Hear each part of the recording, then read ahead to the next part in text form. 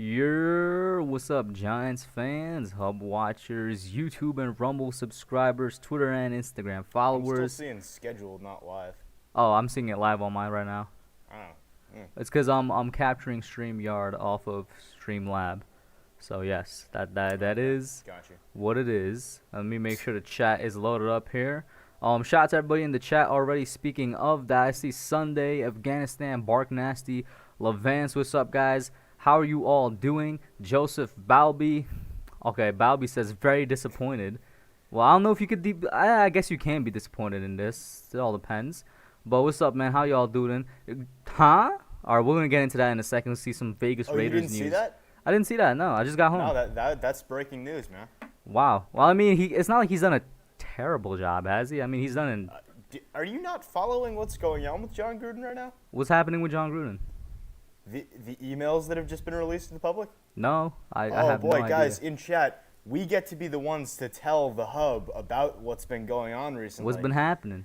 So, some emails from a while ago were leaked. This is part of the ongoing investigation into the Washington football team, with some of the emails being sent in that organization.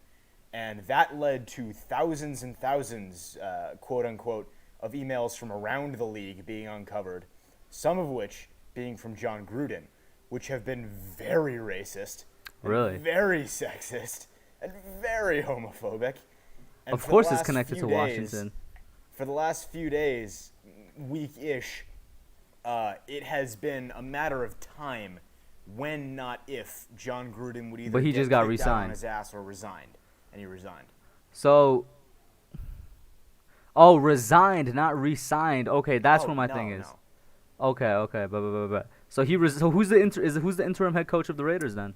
It's too early to tell. They haven't said anything. The organization hasn't even said anything. What other like big names have been connected to it?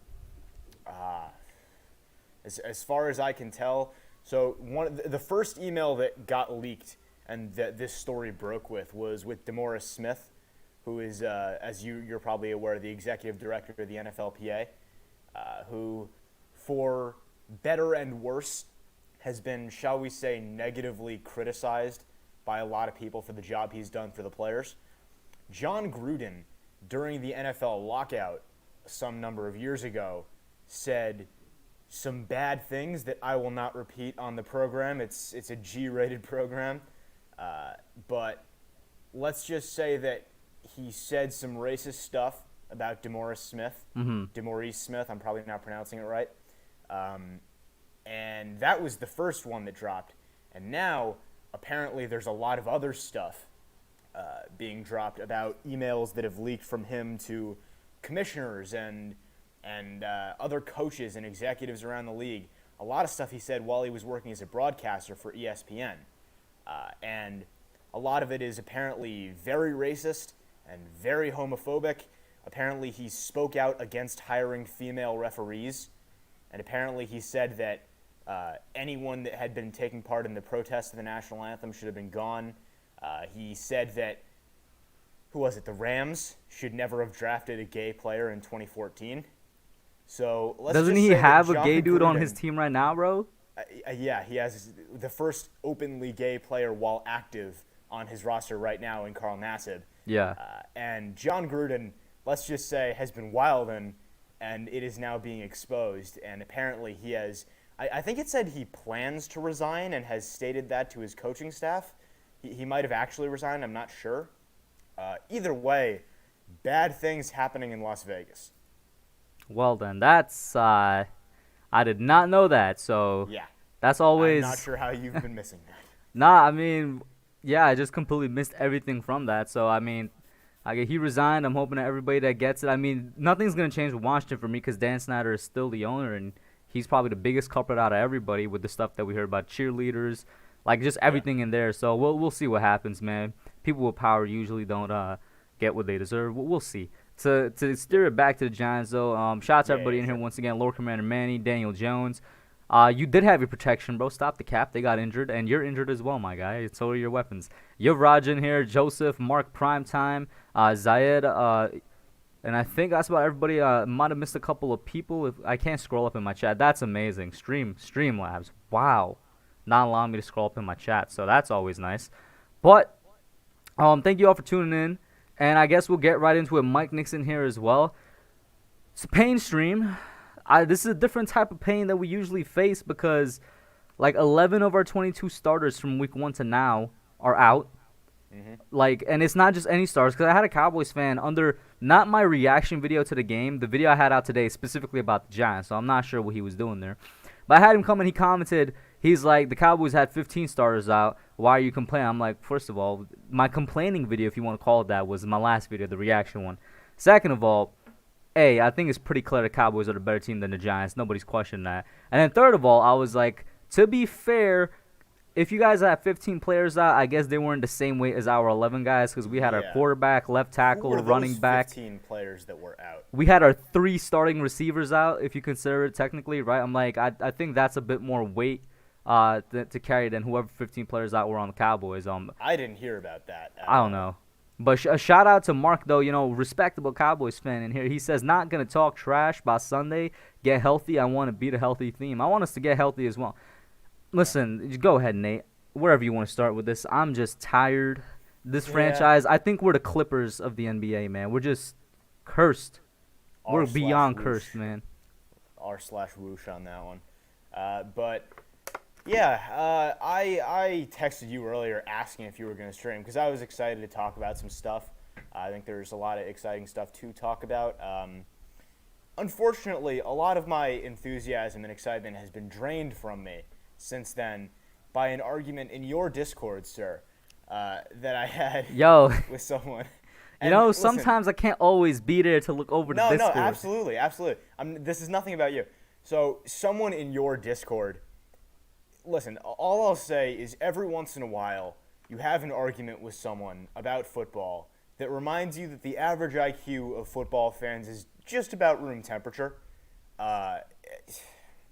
And I please, if you are watching right now, person in Hub's Discord whose username is Sober Party, I invite you to come onto the show later if Hub is in the mood and entertain this discussion on stream and actually verbally talk this out.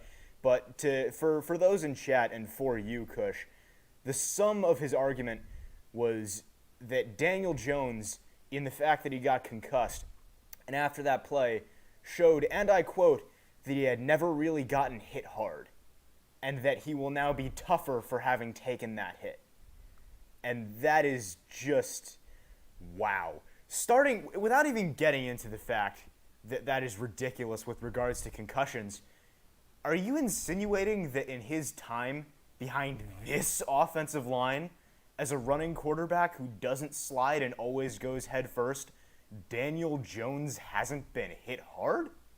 Is that the base of this argument that we're starting from? Really? I mean, I swear I could rant about this for hours. I won't. I just wanted to say you need to get some of these people that are wilded in your Discord on for stream sometime, my man. Because there are some hot takes in these Discords, bro. Hey man, I've tried to get a couple people. I'm still trying to get Sajid to come back on. He's probably gonna come back on now that DJ is injured. We'll see. I know Soul Party's he's the homie. He's relatively new to the channel. Been pretty nice, but I'm gonna have to disagree with him there. You're stronger after the hit with a concussion. I mean, he said it's not like it's muscles after. or you're getting used to being football. It's like your brain and your skull. Yeah, so for those, and most people probably are because this has been in the news constantly with football over the last however many years, a concussion is not the same as another blunt force trauma. It's not a toughness thing. It's not about pain tolerance.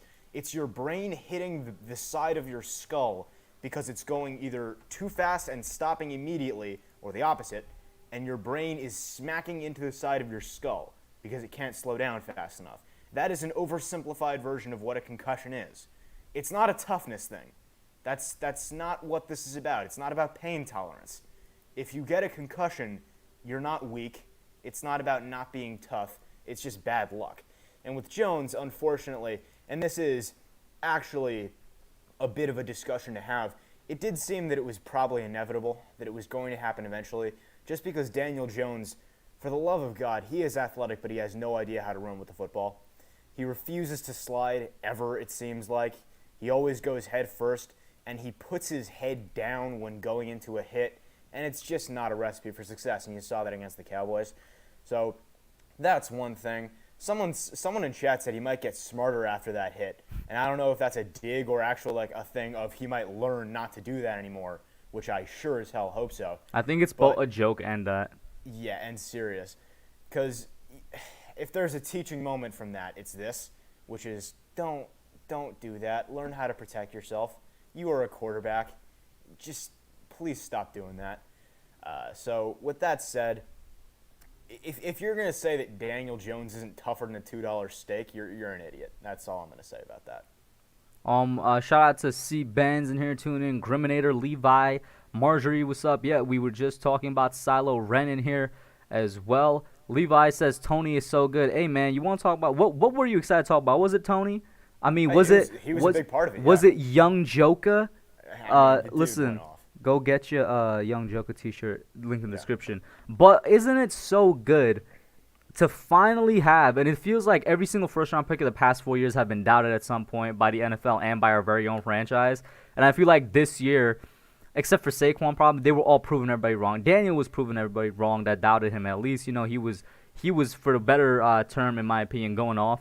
It wasn't shown in the touchdowns, but he was playing his best football of all time. Andrew Thomas was 100% going off. That dude looked absolutely like a stone wall out there. And then Kadarius Toney, in the games he actually got targets, looks amazing. I'm hearing Odell Beckham Jr. comparisons. I'm not sure if I see it completely. Maybe when he stops and goes and he gets people to miss and whatnot. But even if it is, I don't care, because that means he's going to be one of the best wide receivers in the NFL. The man looks amazing.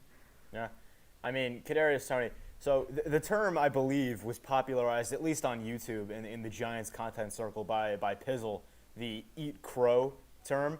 And I gotta say, that is some of the tastiest crow I will ever eat, because I said I didn't think Kadarius Toney would break out this year. I thought it would happen next year, because I thought he wouldn't get a ton of reps because Sterling Shepard would be taking the lion's share of that work.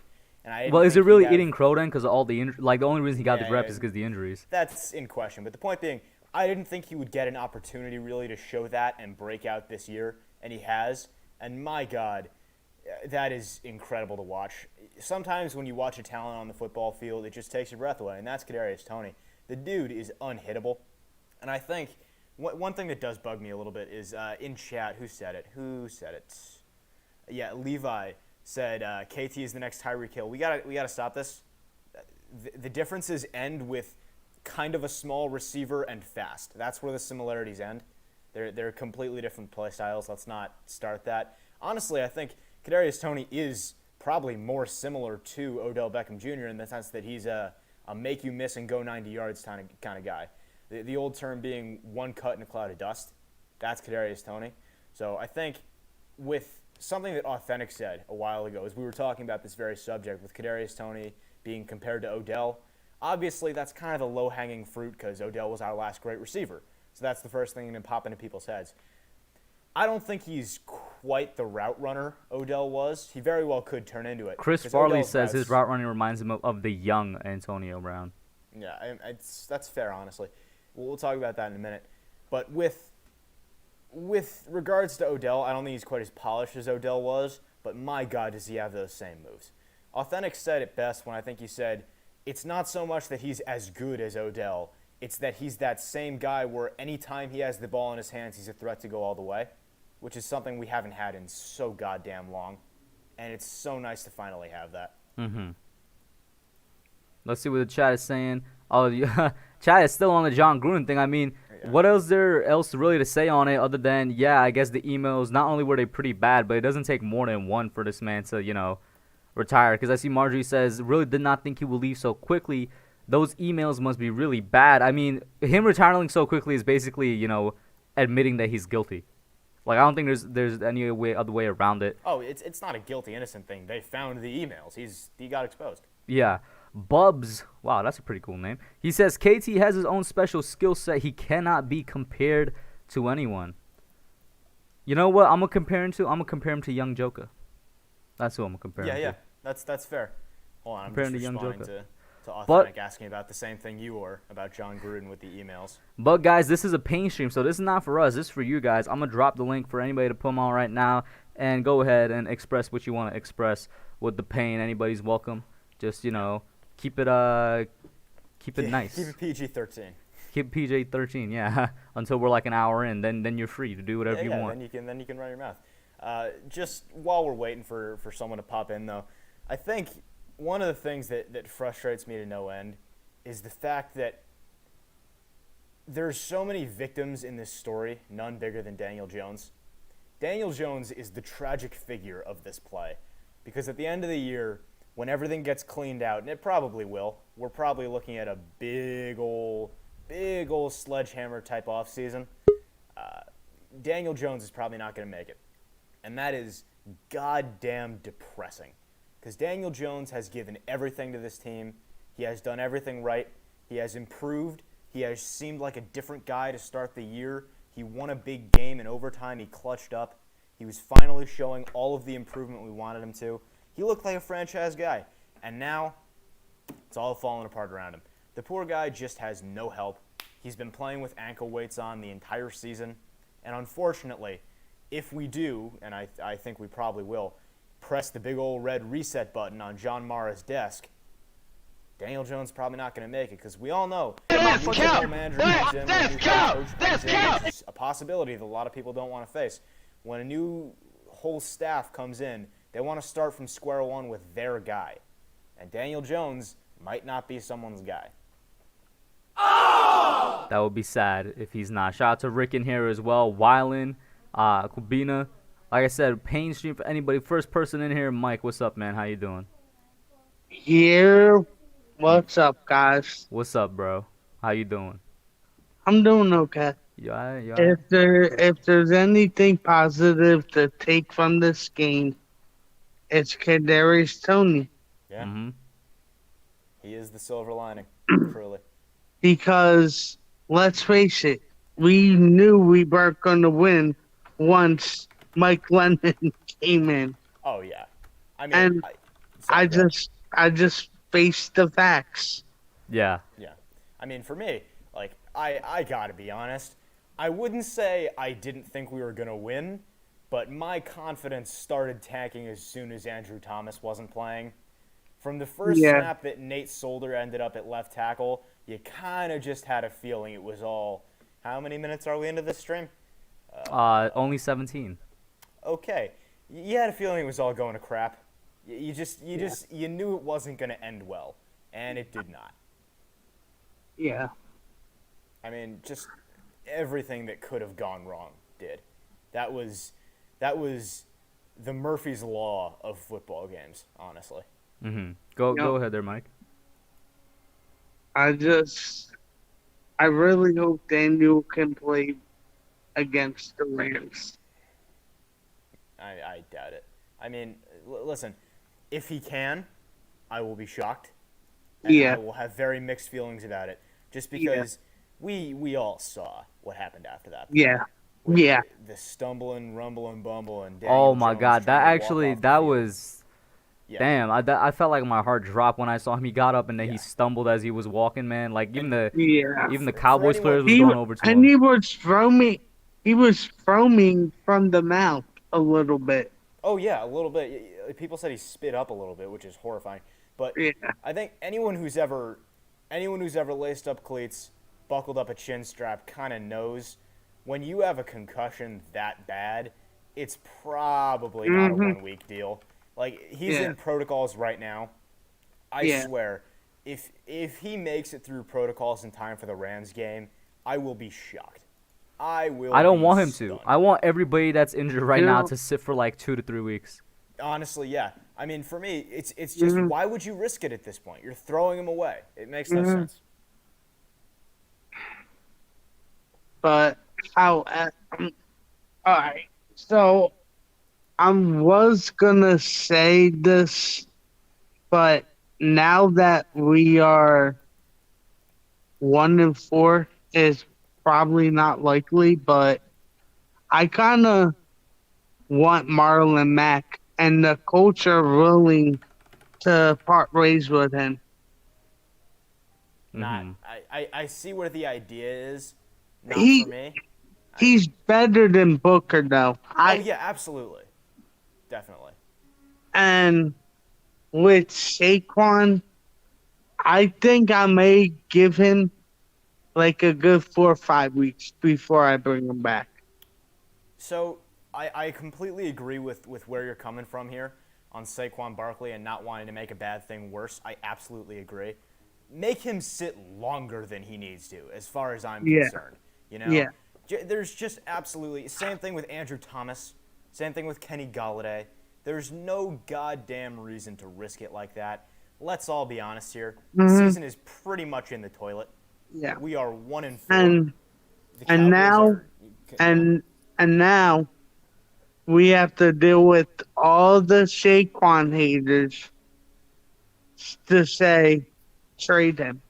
Yeah, for me, it's just when I look at this situation with Saquon, I think if you want to look at finding a replacement for him, I just don't think it's worth it.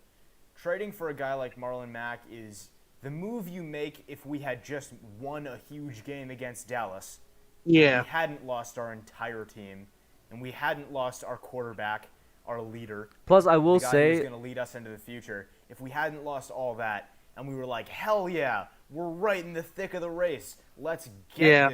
this stuff. I saved it, Hub. I saved it. We're good. what I was gonna say is that for some reason the Colts seem to really like Marlon Mack, even though Jonathan Taylor, in my opinion, is their better back. They're really giving Marlon Mack a lot of snaps. Well, the other thing is, number one, on some level you play your way onto the field, and we all know Marlon Mack's a great running back. Hmm. He just got beaten out. And on another level, they're probably trying to boost his trade value, which is the right thing to do when you have a good running back like that. And for me, do not let me saying this misconstrue as I don't think Marlon Mack is a good running back and a huge Yeah. upgrade over Devontae Booker, because he absolutely is. Yeah. Marlon Mack is a good running back, and I never even understood the Jonathan Taylor draft pick, to be perfectly honest with you. Hmm. But it's just not a move that makes sense with where we need to go forward here. Yeah. And I get people you. people are saying Saquon might be gone too. I hate to say it, but I agree. I've reached a point where it's I not don't a, want. yes, I Mike. don't want to live in this reality. I know. You're a Penn State fan. It hurts more for you than anybody. But for me, it's just I have absolutely nothing against Saquon. The dude has done everything and an inch that we could have possibly asked of him. Yeah. It's just in football more than almost any other sport, and this is true in the entire professional athletic world. Sometimes it just isn't meant to be. Yeah. And I hate to say it, but I think Saquon is a case of that. We'll Sometimes see. Maybe he needs a change of scenery. Maybe he needs something. Maybe he'll turn it around and he'll be great in Giants blue. I'd love to see it, but I just don't think so anymore. As long as he doesn't go to a division rival. I was gonna say, Levi, I agree with you. If we can, I want to trade Nate Solder. I don't watch tape. For what? That's why I said if we can, bro. Even like what he said, even if it's for a bag of Lay's, I'd You know do what, it. Cause Nate? go ahead, Mike. I will gladly take a 7th rounder. Guys. I'm gladly taking the 7th. Do for you him. guys realize Nate Solder isn't just worth next to nothing? He's worth negative because any team that Yeah. traded for him would also have to pay him, and he's getting paid a fair sum of money. No, you would have to give somebody something to take Nate Solder. Listen, Nate Solder, and let's throw in a guy we're not using, like Stop it. Stop bro, who are we using right now? Throw in Cam Brown, bro. it. No, dude, come on, man. Give us a Just 7th stop. round pick back. If you want to talk trading value, talk about Ingram, talk about Jabril Peppers, and try and figure out how you can trade your way into maybe a third. Which brings me to my next point. Okay. Arizona needs a tight end That's very Be- true. That's very true. because Max Williams just got hurt Had yesterday. a horrific knee injury, yeah. Yeah. That's an excellent point. The Cardinals are a perfect fit for what we've all talked about with an Ingram trade partner of they're looking for someone to help right now. They're looking for that instant infusion of speed and talent that works. And Ingram could head to Arizona by the trade deadline. That's very possible. Yeah. And I think at this point, if you want to talk about that, we're getting into sort of the beginning of off-season stuff. And it really does suck that as Giants fans, we've hit that time on the calendar. I We've know. hit that point where it's time to talk Is about the offseason is by the this end of the week 5. fastest time that we talked No, about the off No, season? we no. started Last off year, like last year 0 we and were 0 and 5. 5. Yeah, It's the we exact started same off time. 0 and 5. Yeah. It's the exact True. same time actually. True. So what I True. will say, shout out to Mac in the chat as well.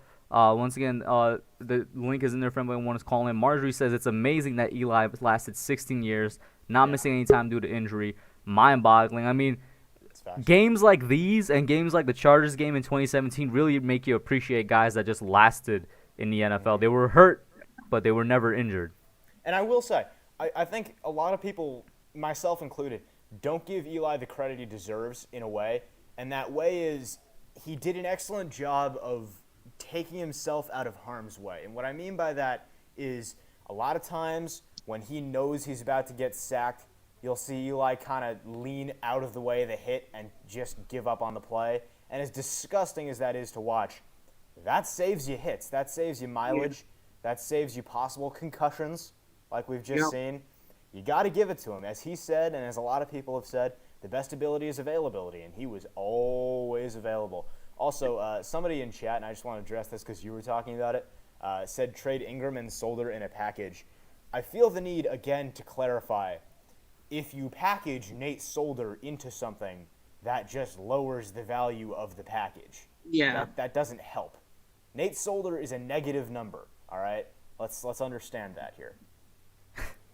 Levi says hire Tom Brady as GM. I mean, if he ever goes into the GM world, why not, bro? Why not? When the Tom GOATs. Brady, you know, we have to acknowledge the fact that Tom Brady's going to retire, and then he's going to become a coach, and he's going to win even more rings. It's just going to happen. You think It's he's going just coach natural rather stuff. than GM? He could do both, for all we know. Oh, the next Belichick? Yeah, sure, why not? Yeah. Wouldn't that just be poetic at that point? Oh, my Yeah. God. Yeah. You think he's done with us? You think Tom Brady is ready to stop tormenting the world? No, sir. He wants more.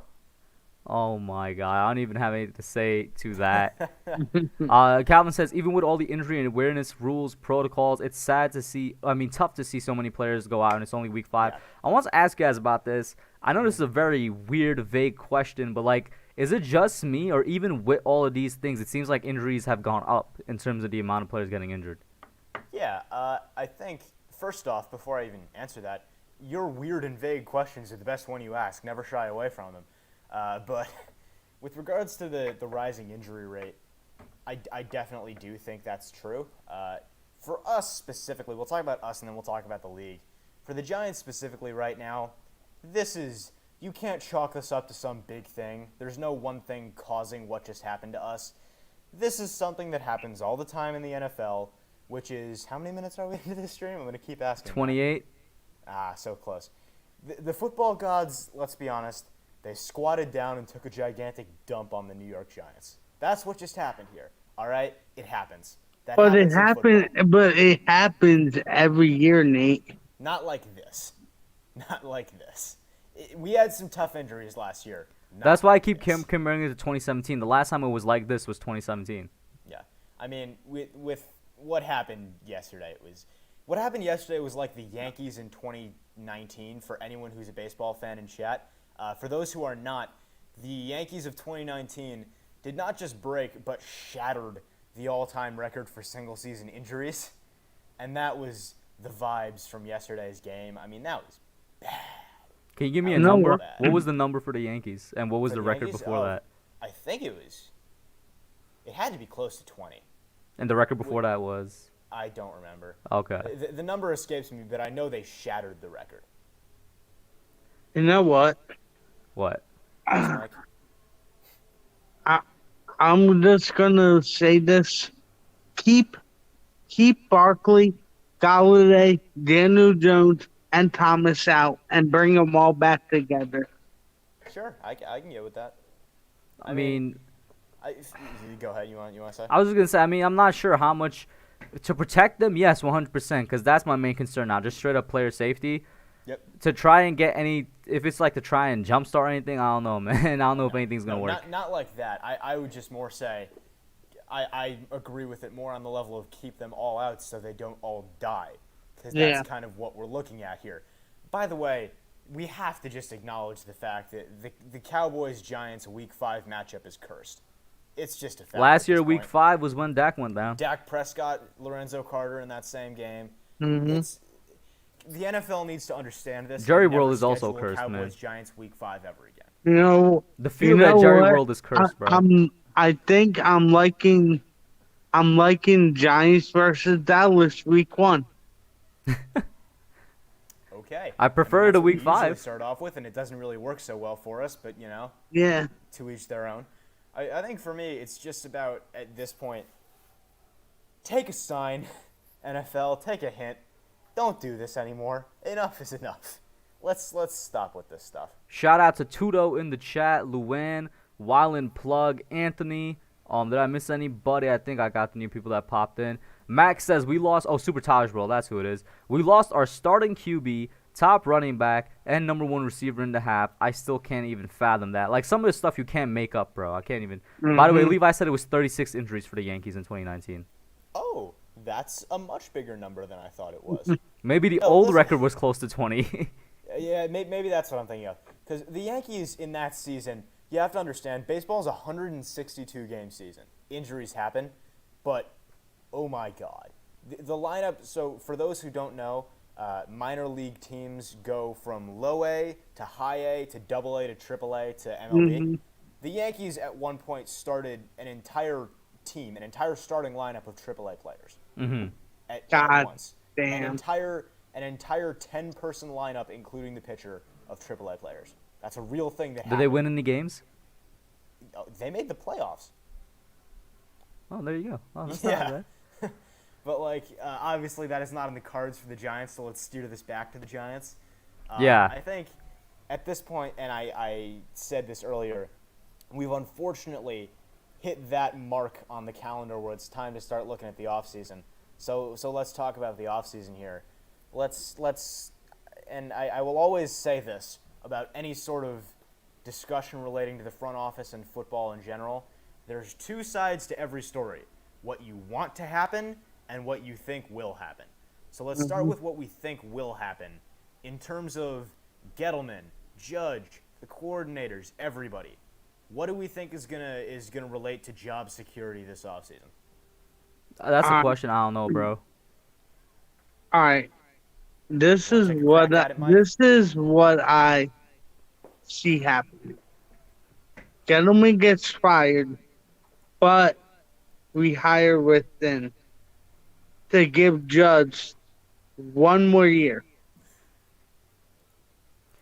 I'm not necessarily saying I agree with it, Sure, yeah, sure. but I think that's what's gonna happen.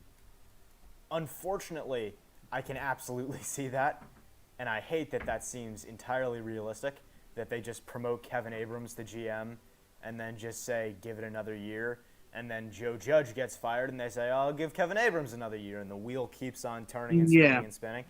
I think, for me, I just have a feeling, for no particular reason at all, that John Mara, assuming nothing miraculous happens this year, is going to look at this team, who has once again underperformed, and once again not lived up to talent, and not won games consistently, and not won big games that meant something. And he's going to look at that team, and he's going to see the big red button on his desk and slap that crap. And I just think that's going to be it. And I think at that point, Gettleman's going to be gone. And unfortunately, after a year or two, Judge is going to be gone, and with him will go the coaching staff. And you're starting from square one in the entire front office, which sucks, but that's what I think will happen. And from that point, as a side effect of that, as an ancillary problem, I think Daniel Jones is going to end up gone, which makes this 1,000 times more difficult. Because any rebuild that has to start with placing in – wow, let's try that sentence again. That has to start by placing a franchise quarterback, that makes it way more difficult. Look at the Falcons. They rebuilt, but they already had Matt Ryan, and that made it 1,000,000 times easier. So with the Jones aspect of this, I think if he gets kicked out of here, we are looking at a much more difficult road, even just in the short term. Because look at the picks we have. Look at the burning needs we have. If we get rid of Jones, one of those first rounders has to be a quarterback. You might even have to Has trade to. up. It has to. And at that point, you're making sure that you either can't draft a big tier offensive lineman, or B, one of the many edge rushers in this class, which would be a goddamn shame. So Kush, if you want to give real quick what you think will end up happening, after that we'll talk about what we want to happen. What do you expect? What I think will happen is that these injuries could really be used as, I don't know if excuse is the right word, but as a reason for them to say we're going to run it back one more time is what I think is going to happen, honestly. Because I think had the injuries not happened and we continue to just lose games the way we did, they'd be gone. If we continue to make it respectable, they'd keep them. I don't know why I feel like Mara had maybe a low bar set for them at like 8 wins with the way the season was going or something like that. We'll see. But I think these injuries are going to be used as a legit reason to probably keep them and run it back one more time. Mm-hmm. Yeah. So with that being said, I do want to start talking about what unfortunately has become my best, strongest subject on YouTube, which sucks, is talking about the Giants offseason and what I want to happen. Because once again, we're faced with a number of problems to solve, and once again, we're in a position to solve them. And once again, it doesn't look like we're going to end up doing it. It doesn't look like Charlie Brown's going to kick the football this time. Yeah. So, without further ado, without mentioning specific names, because it's way too early, and no one has really done a full scouting yet, myself included, let's talk about what we actually want to happen this offseason. So, I think the way we should do this is let's talk about the roster first, with what we currently have, who stays, who goes, what are we building off of if we do hit a full reset and do a full rebuild. Then we can talk about the offseason and what we want to do in the draft. Sound good? I don't know anymore, man. Fair enough. I don't know. Like, honestly, man, it goes back to me saying I feel like this team is legitimately cursed somehow. Because, like, have we not tried everything over the past 10 years to try and get this team back on track? What haven't we tried? Right. What'd you say? Making the right decisions comes to mind. I guess, right? I guess. I don't know. First off, shout out to Tudo. He dropped two $5 super chats in the chat. He says, we honestly can't believe that how New York Giants players are so thin as paper and fragile as toothpicks and break apart with a hit. We used to use abandoned buildings to ram into brick walls without any pads or body protections to warm. Tudo, you gotta be lying to me, bro.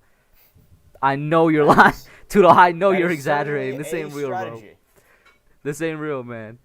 But repeat real quick what you said. My bad. So let's talk first about this offseason, the roster, and who you want to stay and who you think should go, and what you want to do there, and then we'll talk about the draft. I'm gonna be honest with you. There's not really that many people that I really, really want to stay in the first place. Like, I want Daniel to stay. Before we get into that, can you answer me this another weird question? Not necessarily vague, but weird question. Again, your best questions are. Go Is ahead. Kenny Galladay a waste of money right now? At the moment, he sure as hell is. Yeah. Why is he a waste of money, though? Is that his fault? Is it DJ's fault? Is it Garrett's fault? Okay, so if you want to talk about blame, that's an interesting discussion. I would say that blame, as with everything so far this year, can get distributed. Because number one, Jason Garrett early in the season and basically until Galladay went down, absolutely refused to get aggressive, which is a problem considering aggression is Kenny Galladay's game. That's what he is. He's a deep threat, high point the football, beat you to the catch point guy. And if you're not going to let him go deep, and Daniel Jones, who also deserves a share of the blame for it, isn't going to throw it to him deep, he's not going to do much. That's just kind of what he is as a receiver. There's just not enough for him to do in the short game in Jason Garrett's offense for him to be effective and be productive. So I think there's a share of the blame to go around. And then there's also the fact that he's an injury-prone player, which I wouldn't say is his fault, but it's certainly not anyone else's fault either. So I would say that blame can go around, but I definitely wouldn't call him a good use of money at the moment. Mike, anything on that before I pop you out? Bark Nasty just popped in. Alright. So, unfortunately, I can honestly see us maybe releasing James Bradbury at the end of the season. I don't know. I don't know about releasing. Yeah. That's a bit much. He's done okay, James Bradbury hasn't, just like Leonard Williams, has not been trash, But like because he hasn't been as good as he was last year, I feel like we kind of exaggerated a bit. Like I will, to be fair, this Cowboys game he looked like trash, but on the season as a Yeah. whole, I don't think he's been terrible. And I'm gonna disagree with you there on James Bradbury or Leonard Williams. on James Bradbury. Okay. I think he's He, looked bad, and I he's think once again there's a share of blame to go around because Patrick Graham on a lot of reps hasn't put him in a position to succeed. yeah, Because KB talked about this on Twitter. He said there's no way he can guard a slant when he's 8 yards off the ball, which is completely fair, and that's partially on Patrick Graham. But on other reps, James Bradbury has just flat out gotten beat, just straight up toasted in man coverage, good leverage, just can't win. I mean, you saw it against CeeDee Lamb.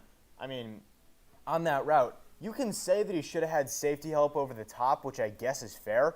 But number one, this is the NFL, man. Against a quarterback like Dak Prescott, the safety's probably going to get looked off a fair amount of the time, especially when that safety is Julian Love, who is not exactly an all-pro. And if you're Yeah. James Bradbury and you're 1v1 with a speed mismatch and you're in press coverage, how can you not get your hands on him? You have to at least contact the receiver and try and shake him off his route. Otherwise, he's just going to burn you, and he did. I agree with what That you're was just a saying, loss. and it's all facts. What I'm saying is his bad plays are being made worse because of the fact that there's nothing going right for him right now, which is the scheme, which is the fact that we had some semblance of a pass rush last year that we don't have any semblance of a pass rush this year. That's not helping him out as well. So he's been bad, but I feel like it's being magnified even more worse than it actually is. Yeah, I understand that. And to a certain extent, that's true. To a certain extent, everything looks worse than it is because it's all going wrong at once. Yeah. So you can say that with a lot of things. For me, I am a big proponent in football of control the controllables. For James Bradbury, that may not be zone coverage. That may not be his text that he plays with Patrick Graham and how he lines him up. That may not be any of that shit. But what he can control is not getting absolutely toasted by Marquez Callaway on a double move that wasn't even really that good and putting Yeah. himself in the spin cycle in a position to get absolutely roasted if Yeah. that was Jameis Winston instead of Taysom Hill. So Mm-hmm. I think with regards to control the controllables, James Bradbury just hasn't, which is Yeah. incredibly disappointing. yeah. And Mike, your last thought before I pop you off for Bark Nasty here. All right. So I want to say this: whether we keep Barkley or not, I think we should draft Isaiah Spiller from Texas A&M. Who's that? I've He's heard the name. he's a pretty decent running back for Texas A&M. Yeah. For me, and we will transition at some point, I'm sure, into talking about the draft and what we want to do there. I would much rather this offseason float on running back with what we have. I'd rather float on Devontae Booker, and I'm sure we can pick someone else up. We have much bigger fish to fry on this team than running back, in my opinion. Yeah. And I think besides that, I will admit I have my eye on someone in the next class. That someone, of course, being Bijan Robinson, who, for those who do not know, plays at Texas and Yeah. is an absolute Yeah. beast. He's So- he's a freaking animal. He's going to be the Saquon Barkley of his draft class. So Yeah. I personally don't want to draft a running back this year. I'd rather do it next year. I'd rather All right, float with fair. what we got. But Fair. yeah, Mike, thank you for calling in, man. Good to No talk to you problem. as always, Nixon. You too, Nate. Next up, we got Bark Nasty. What's up, man? How you doing? What's up, man? What up, guys? Can you hear me? Can hear Yeah. you. Yep. You good? Cool. Yeah, man. I'm gonna be honest. I'm just devastated. I'm just sick of it. A lot of that going I'm around. sick of our season ending in October. You know, the real tough part for a lot of us diehards, and especially people that have been around long enough to watch this team be good, and not just the pile of garbage we've watched for the last decade, is we can't just stop loving this. Yeah. No. And fake not having passion. And it's just disgusting, the teams and the performances that this team continues to push out. And I'm sick of it, and we deserve better. And you had a lot of positive tweets on Twitter and stuff, and a lot of people have come at me. I'm over it. The house needs to be cleaned. If you're not on board, get on board. Everybody needs to be gone. No, everybody needs to be this team. As far as I'm concerned, if you're not on the board, get out of the way. Yeah, I mean, Lawrence Tynes just posted something on Twitter, and I had to be like, come on, man. He's like, they fought, given the circumstances. Fighting is the minimum expectation that we should have of these players as fans. You know what they can't do? Tackle, catch, block. We are awful. I don't think I've seen a team tackle worse in my life. And we have had some bad tackling football teams. It's a disgrace. I mean, I would have loved to see what we could do in that game yesterday if a bunch of our guys didn't go down on offense, but Dallas looks like they might have scored 60 either way yesterday. How do you not show up for a divisional rivalry game like that? It's a disgrace. Patrick Graham's a joke. I've been out on him more than Garrett since the start of this season. I keep saying it. You look back at last year, we got absolutely destroyed by every elite tier quarterback other than Russell Wilson. We were a bend but don't break trash defense last year. His scheme's awful. We get no pressure. He's got to go. Judge has got to go. Garrett, goodbye.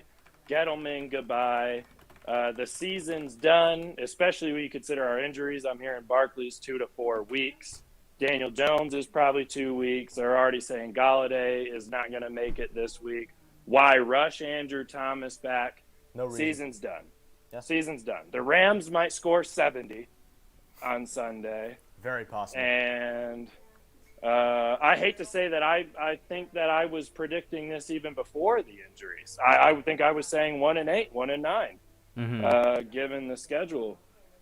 And I'm just sick of it. Anybody that thinks it's fun to be negative, I'm behind the team. I just said on Twitter that I'm behind the guys that can't play now. I'm watching this team for entertainment.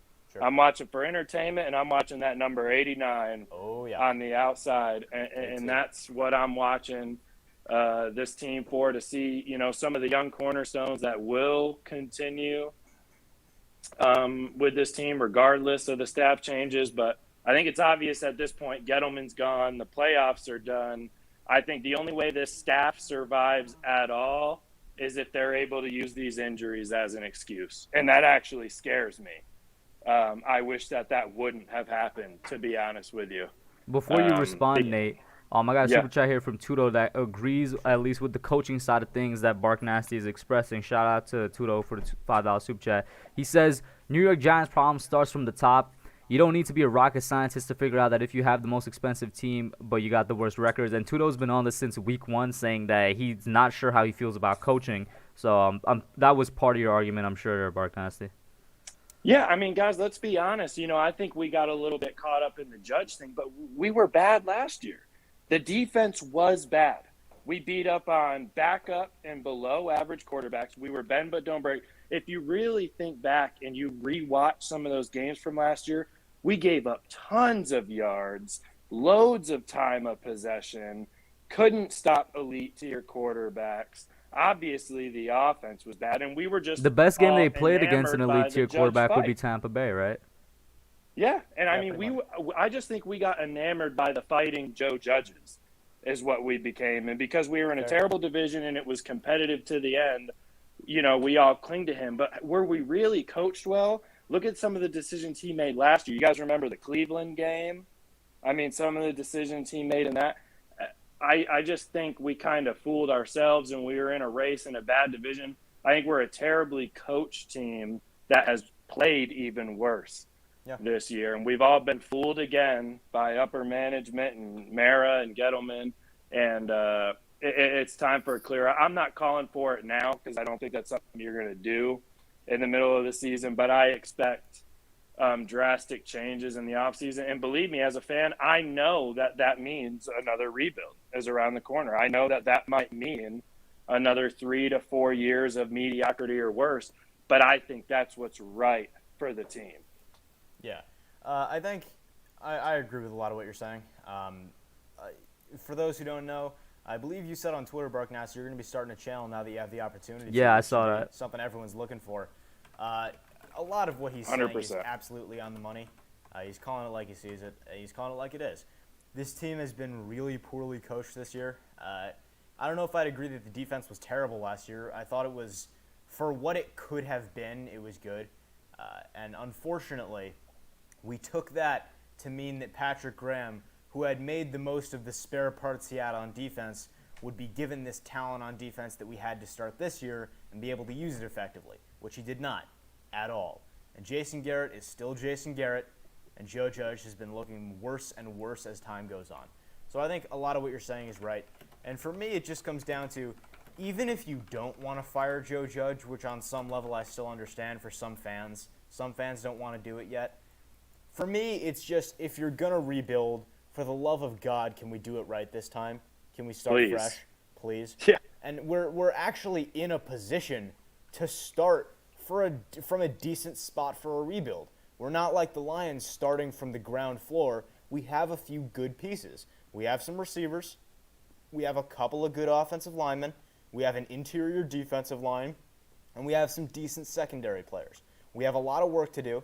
And if we do blow it up, which we should, we have a lot of players to get, a lot of talent to build through the draft. But we're not in a terrible position, and I just have the worst feeling we're going to mess it up every time again. So, I agree with that's you. just what we're looking at.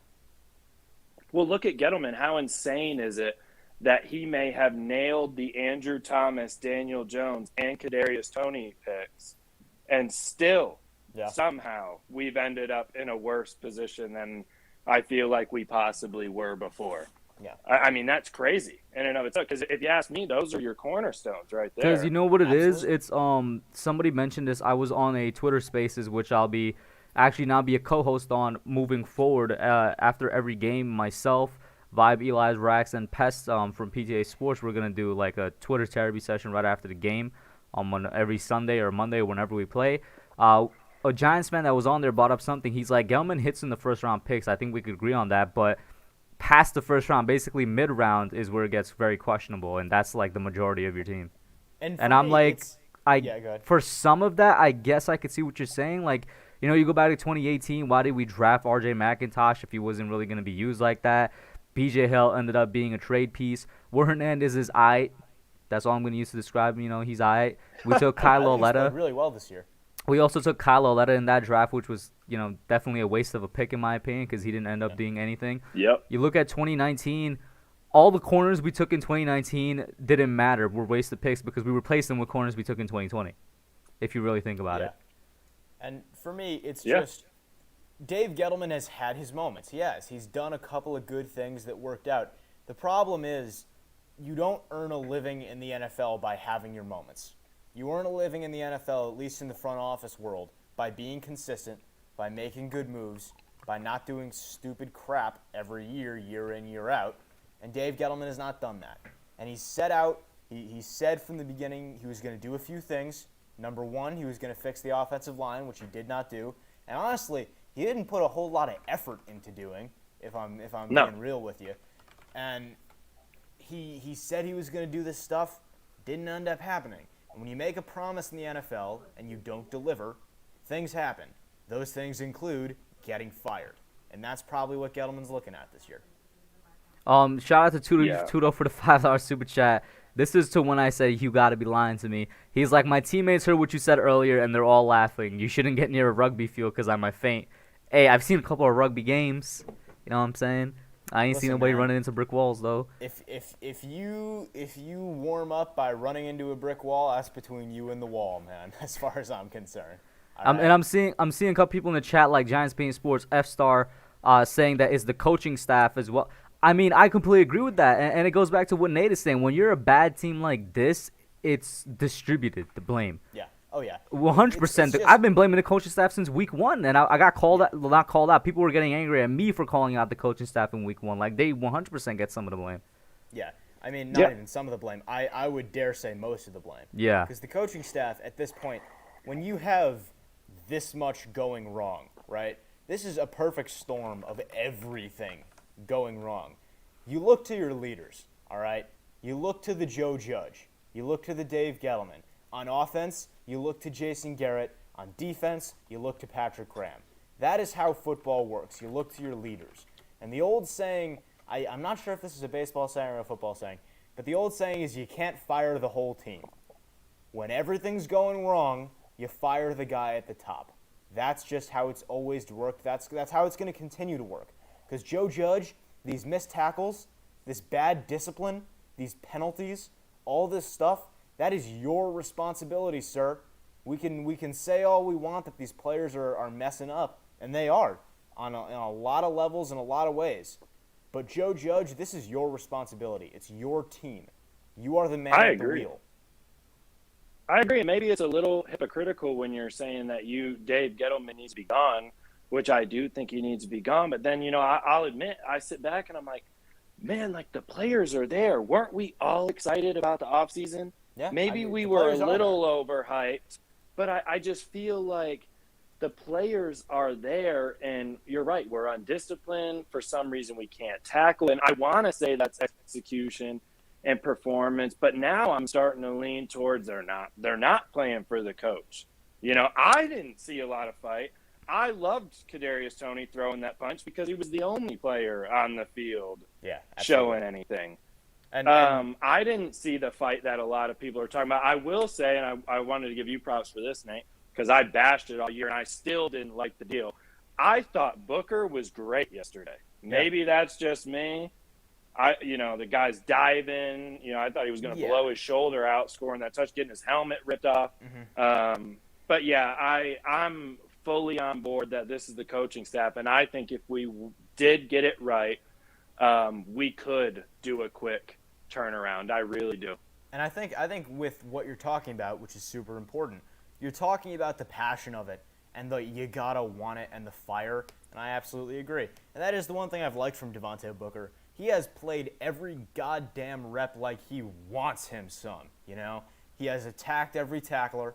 He has made the cuts that he can make, even though he's not a freak athlete. He's done everything that he can and an inch. And on that same note, with Kadarius Toney, I made a tweet about this. The thing you have to remember with Kadarius Toney is that he's a rookie. All right? It was stupid that he threw the punch. It was dumb. But this was a long, frustrating, brutal game. And I, for one, am just happy that our first-round star has talent and passion. He has talent and fire. That's what you want in a football player. And I like that Kadarius Toney has that attitude about him. You can't be a wide receiver in the National Football League in this day and age without having some swagger to you, without walking in the room like you've got the biggest balls in the stadium. And I will say this, Nate, and I'm not doing this because I've never done it in my life. I'm not going to start now, blame games on the refs. However, I don't blame Kadarius Toney for getting angry and exploding because he was getting checked all game. And in that particular fight, it wasn't until he retaliated that the refs did something. Now, of course, once again, he retaliated in the wrong way with a punch. But let's not act as if the Cowboys were not, roughing him up during that thing, and they probably should have gone. I mean, the refs were horrendous yesterday, but for me, that went both ways. I mean, it was a joke. It was a joke. But the NFL refs have been a joke all year this year. I forgot which former player said this, but I'm really starting to believe a little bit more. Once again, the former player's name slipped my mind, but they said it's crazy how that once sports gambling became legal nationwide, the NFL's refereeing has gotten worse. Wow. Okay. Boy, I would hope not. All right. I mean, I think there's I don't know if they're related, but there's certainly a correlation in those two things. I mean, well, I would hope not. I don't think in this instance correlation equals causation, but hey, go wild, bro. For me, the refs are so far down on my priority shit list at this point. I agree. Thinking about him at this point. For me, I do agree. Like, Toney didn't start it. He didn't start that fight. He was just the one who was dumb enough to throw a punch. So that, I agree with you. The refs were way late there, and that's totally fair. I do think, and I have defended Toney for this, and a lot of us have sided with him on it. On some level, he does have to work on that. I think Nick Saban said it best. You have to be able to play with emotion without being emotional. And that's the best way to put it, and that's what Kadarius Toney's going to learn. He's a rookie, guys. It's his first year in the league. Mm-hmm. Well, we needed some alpha dogs, as Carl Banks said, and the only one that I saw on the field on Sunday was Kadarius Toney. Yeah. So, I mean, take that for what it's worth, because... Yeah. And I think with Kadarius Toney, it's a matter of the entire ship is going down around you. You are pretty much the last man standing. You're the only one still fighting on the field at this point. And his frustration boiled over. And I give him credit. I think that kid put on a hell of a performance, and I'm excited to see what he can do in Giants blue. Did you just call him a kid? We all call prospects kids, Coach. I don't. Because I'm like, Yes, hey, you man, do. they're the same age as me, You bro. do? Name one time I've called any prospect a kid. Talking about prospects. Just name one. I don't remember every conversation we've had about prospects. Exactly. You and this name one. Whatever, man. Listen, bro, I was going to say that. Let me address the chat real quick. Block Nation in here saying, get Judge out of here. We need Bieniemy. I don't know who we need. All right? don't know about We Bieniemy. need We'll see. somebody. I'll say that. We need somebody. Wallen says, Yeah. the whistle was blown and they still slammed him. Yeah. Bubs says, Tony is a goon, bro. We need it. Agreed. Supercharged World, the refs hate us. They always Oh have. yeah, Salaran, that's another good one. If you want to continue talking about the refs that missed face smack when they literally ripped off Devontae Booker's helmet, I was like, how do you not call that? But okay, I mean, in fairness, that's kind of. I think everyone has had that happen to them at some point, where they just get a face mask so violent that they look at the ref and say, "Are you blind? How did you?" Well, let's miss get a that?" winning team. Let's get a winning team here first Yeah. and be in the game, and then we can start. I'll start complaining about refs' calls when they affect the end of, a game or an impact play. Yeah, sure. We're not even competing right now. So, yeah, I'm low on the ref tier as far as our issues going on right now, and they are a joke across the league. what do you say to Sunday? She says, I stand what I've said before in videos and chats, and that's I feel this roster doesn't match the coaching. Yeah, I mean, I think the point is that if you're going to be successful in the league as a coach of any kind, you need to be able to make it match your coaching. Yeah. You can't coach your scheme, you have to coach your players. Jason Garrett has completely failed to do that. Patrick Graham thus far has completely failed to do that.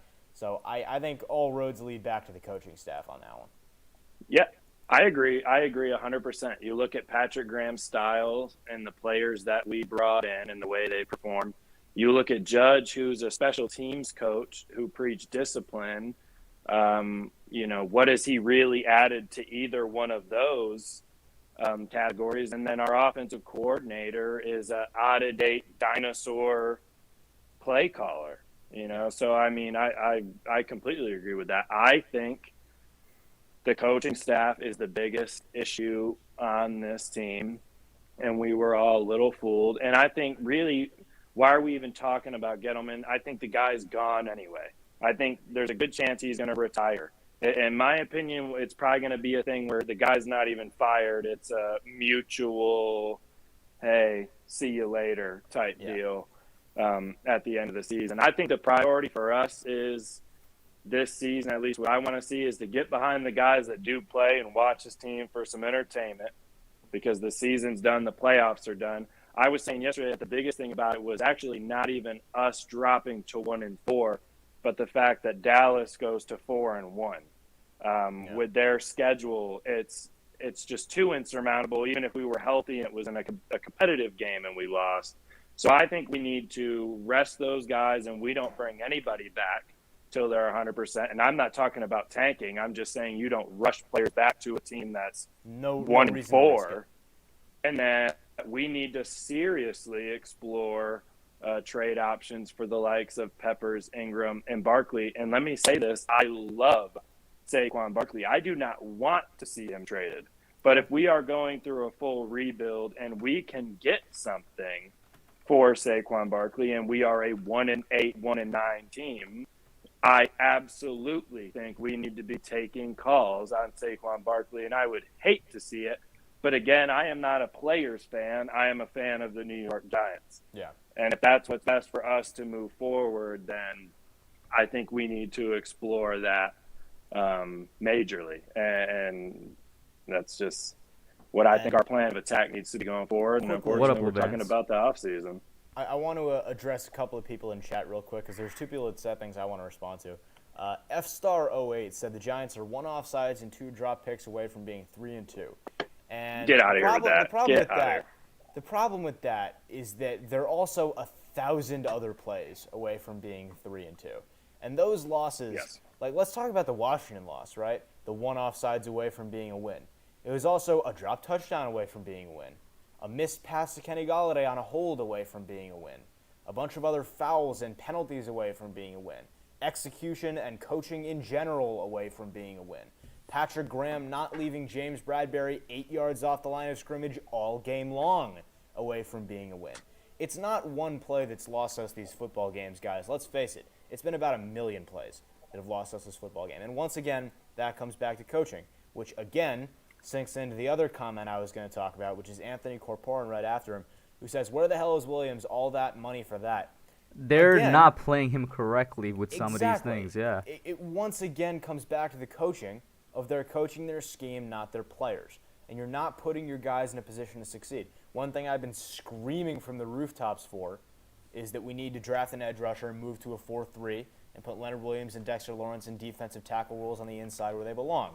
And then you can place whoever you draft, whether it's Thibodeau or Hutchinson or Karlaftis or whoever, on the outside across from Azeez Ojulari, and you'll be good. And finally, those guys will be able to play where they should be playing. But we have Leonard Williams lining up in a 5-tech for some reason, because when has that ever been his position?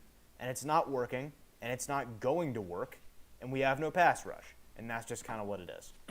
Which I agree with you, which is why I say, sadly, Garrett has been the best coordinator, coach, period, on this team all year. I mean, even I'll give him credit. He didn't have much of an option, but for putting Tony in positions to get the ball and be the playmaker, he And has it's sad that it took those disgustingly. injuries, by the way, to get Tony in there. Oh, it did, and that's why I said sadly and Yeah, yeah. disgustingly, he has been far and away the best coach on this team this year, and I want him gone. And he's not I mean, even that's how the thing low that's we sad are. about that is that even though he's been the best coach, it's like he's still It's been such a a low bad bar. coach for me.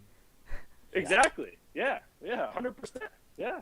He still needs to be gone. I just think that just shows how low we are. That he's been the only coach that's put players in positions to succeed. I thought he used Jones well in the Washington game. He did good things late in the New Orleans game. Forced to use Tony yesterday, but okay, used him. And at least I he was mean- using him pretty well, actually. Yeah. What can we say honestly? What has Graham had a good game? I think Not maybe this we year. could argue he's had a good quarter. Like what I thought was crazy too. I know we're only 5 weeks in, but Your audio's getting I- real bad there, Burke Nasty. sorry about that, guys. I guess I just didn't realize that we gave up a score before every. 5 out Yeah. of 5 games. And what I will every say, single one. oh, go ahead. You talk about it every week. No, I was just gonna say you talk about it every week, so you just don't think about it later. And then here we are sitting week 5, and I'm like, wow, yeah, no, we really have. They have scored 5 before out the of half in every game. Bark, you're breaking up real bad, bro.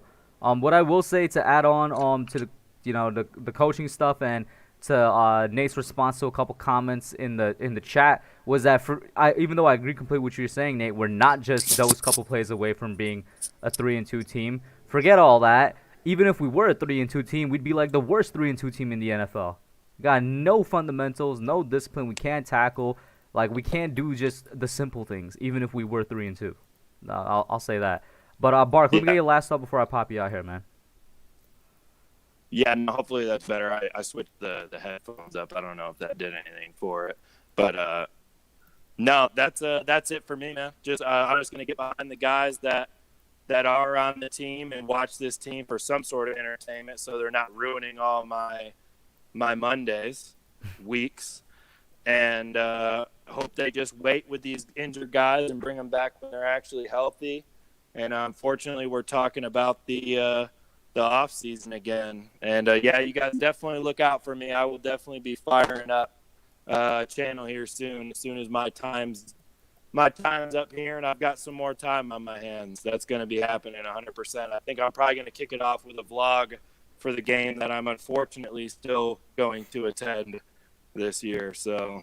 Hey, We're man. gluttons for punishment, us Giants fans. I'm still going to week 18, so there's that. But I'm going to meet everybody else that's going there, so that's going to be cool.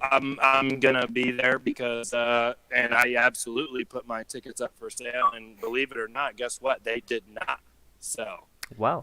Not surprised, actually. And I made the dumb move of buying them when I thought we were going to be good and that game might mean something. So I'm not sure that they would be worth selling at this point anyway, because I don't think I would get a Nate Solder for my tickets at this point. So Nothing. I will be there, and you will see me 100%.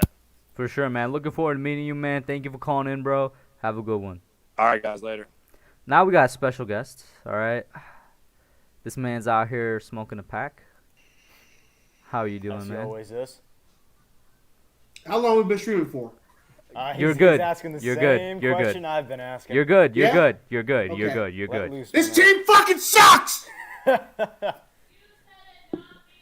Yo, you hear the wife in the The background, bro? Korean. She's throwing shots, Oh, the man. Korean- She's been throwing shots. Let me scoot over because I'm not even in. She's been throwing shots at me Okay. so hard. So hard. Wait, what's the worst one she's thrown? Can we hear the worst one she said to you? Kush, you're talking over her. I mean, she's just been constantly reminding me that the New York Football Giants suck. Oh my god, you're such a fucking liar. What do you mean I'm a fucking liar? Get what? How? How am I a liar? You dirty Cowboys fan? What? What was the truth? Y'all see? Y'all see what I gotta deal with? Y'all see what I have to live with in my house? Y'all see?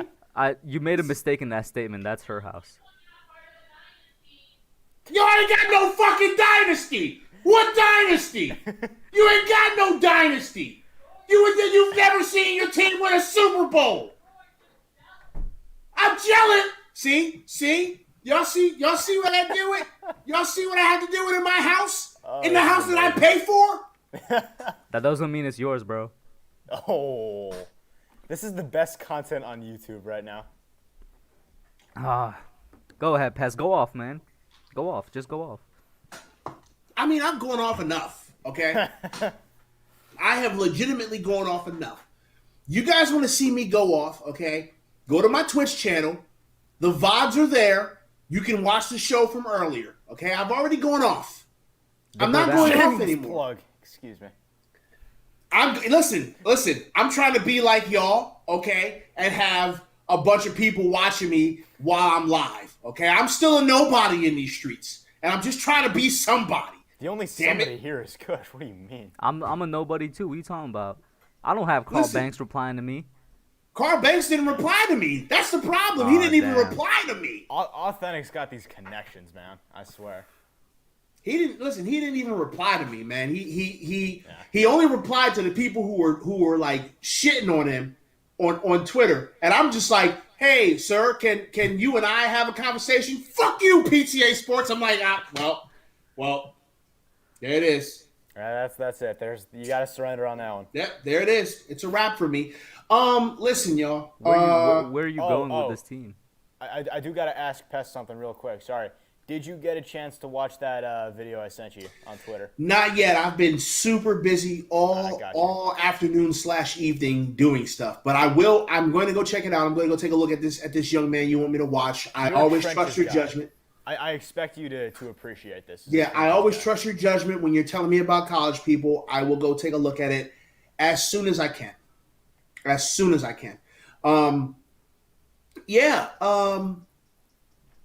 In regards to this team right now, I don't know. Like I don't know where we're going, right? I don't know what's going to happen. I don't know how to fix this. I don't know how to I don't know, right? And it sucks because I want to give y'all answers. I want y'all to like know how I see this team and what direction I see this team going in. But I have no answers. I don't know what this defense is. We've gone through 5 weeks of football. I can't tell you what this defense does well because it's nothing, right? They give a great tune-up game. I'll give them that. What do you mean by tune-up game? I can't tell you what we do well offensively because we've just seen a mixed bag. Like we've seen everything, attempted by this offense. Shots downfield, throwing underneath, trying to run, trickery bullshit. Like, there's no identity with this team. And I don't know. Wait a minute. Zinda Lion, Plainfield. What you know about Plainfield? You talk about Plainfield, New Jersey? Because if you talk about Plainfield, New Jersey, we can talk. I know a lot about Plainfield, New Jersey. Let's focus up here, Peth. Let's focus up. Hey, I'm sorry. Listen, who cares, man? The Giants suck, y'all. Sure. Like, the Giants suck. The Giants are trash. Wait. Coach is eating a banana and I missed it? Nixon, bro. No, I That's wasn't. unfortunate. He's probably eating a banana. He's probably Shout out to taking Levance, bro. Probably taking a banana to the face. Pest is talking about there's no answers. There's really not. At this point for me, it's just when you look at philosophically. He is eating a banana. Yeah, This dirty son of a bitch is eating a banana.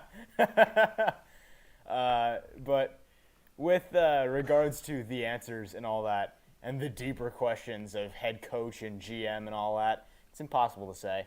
At this point, all we can really do is madden our way through it and try and figure out how we'd rebuild the roster.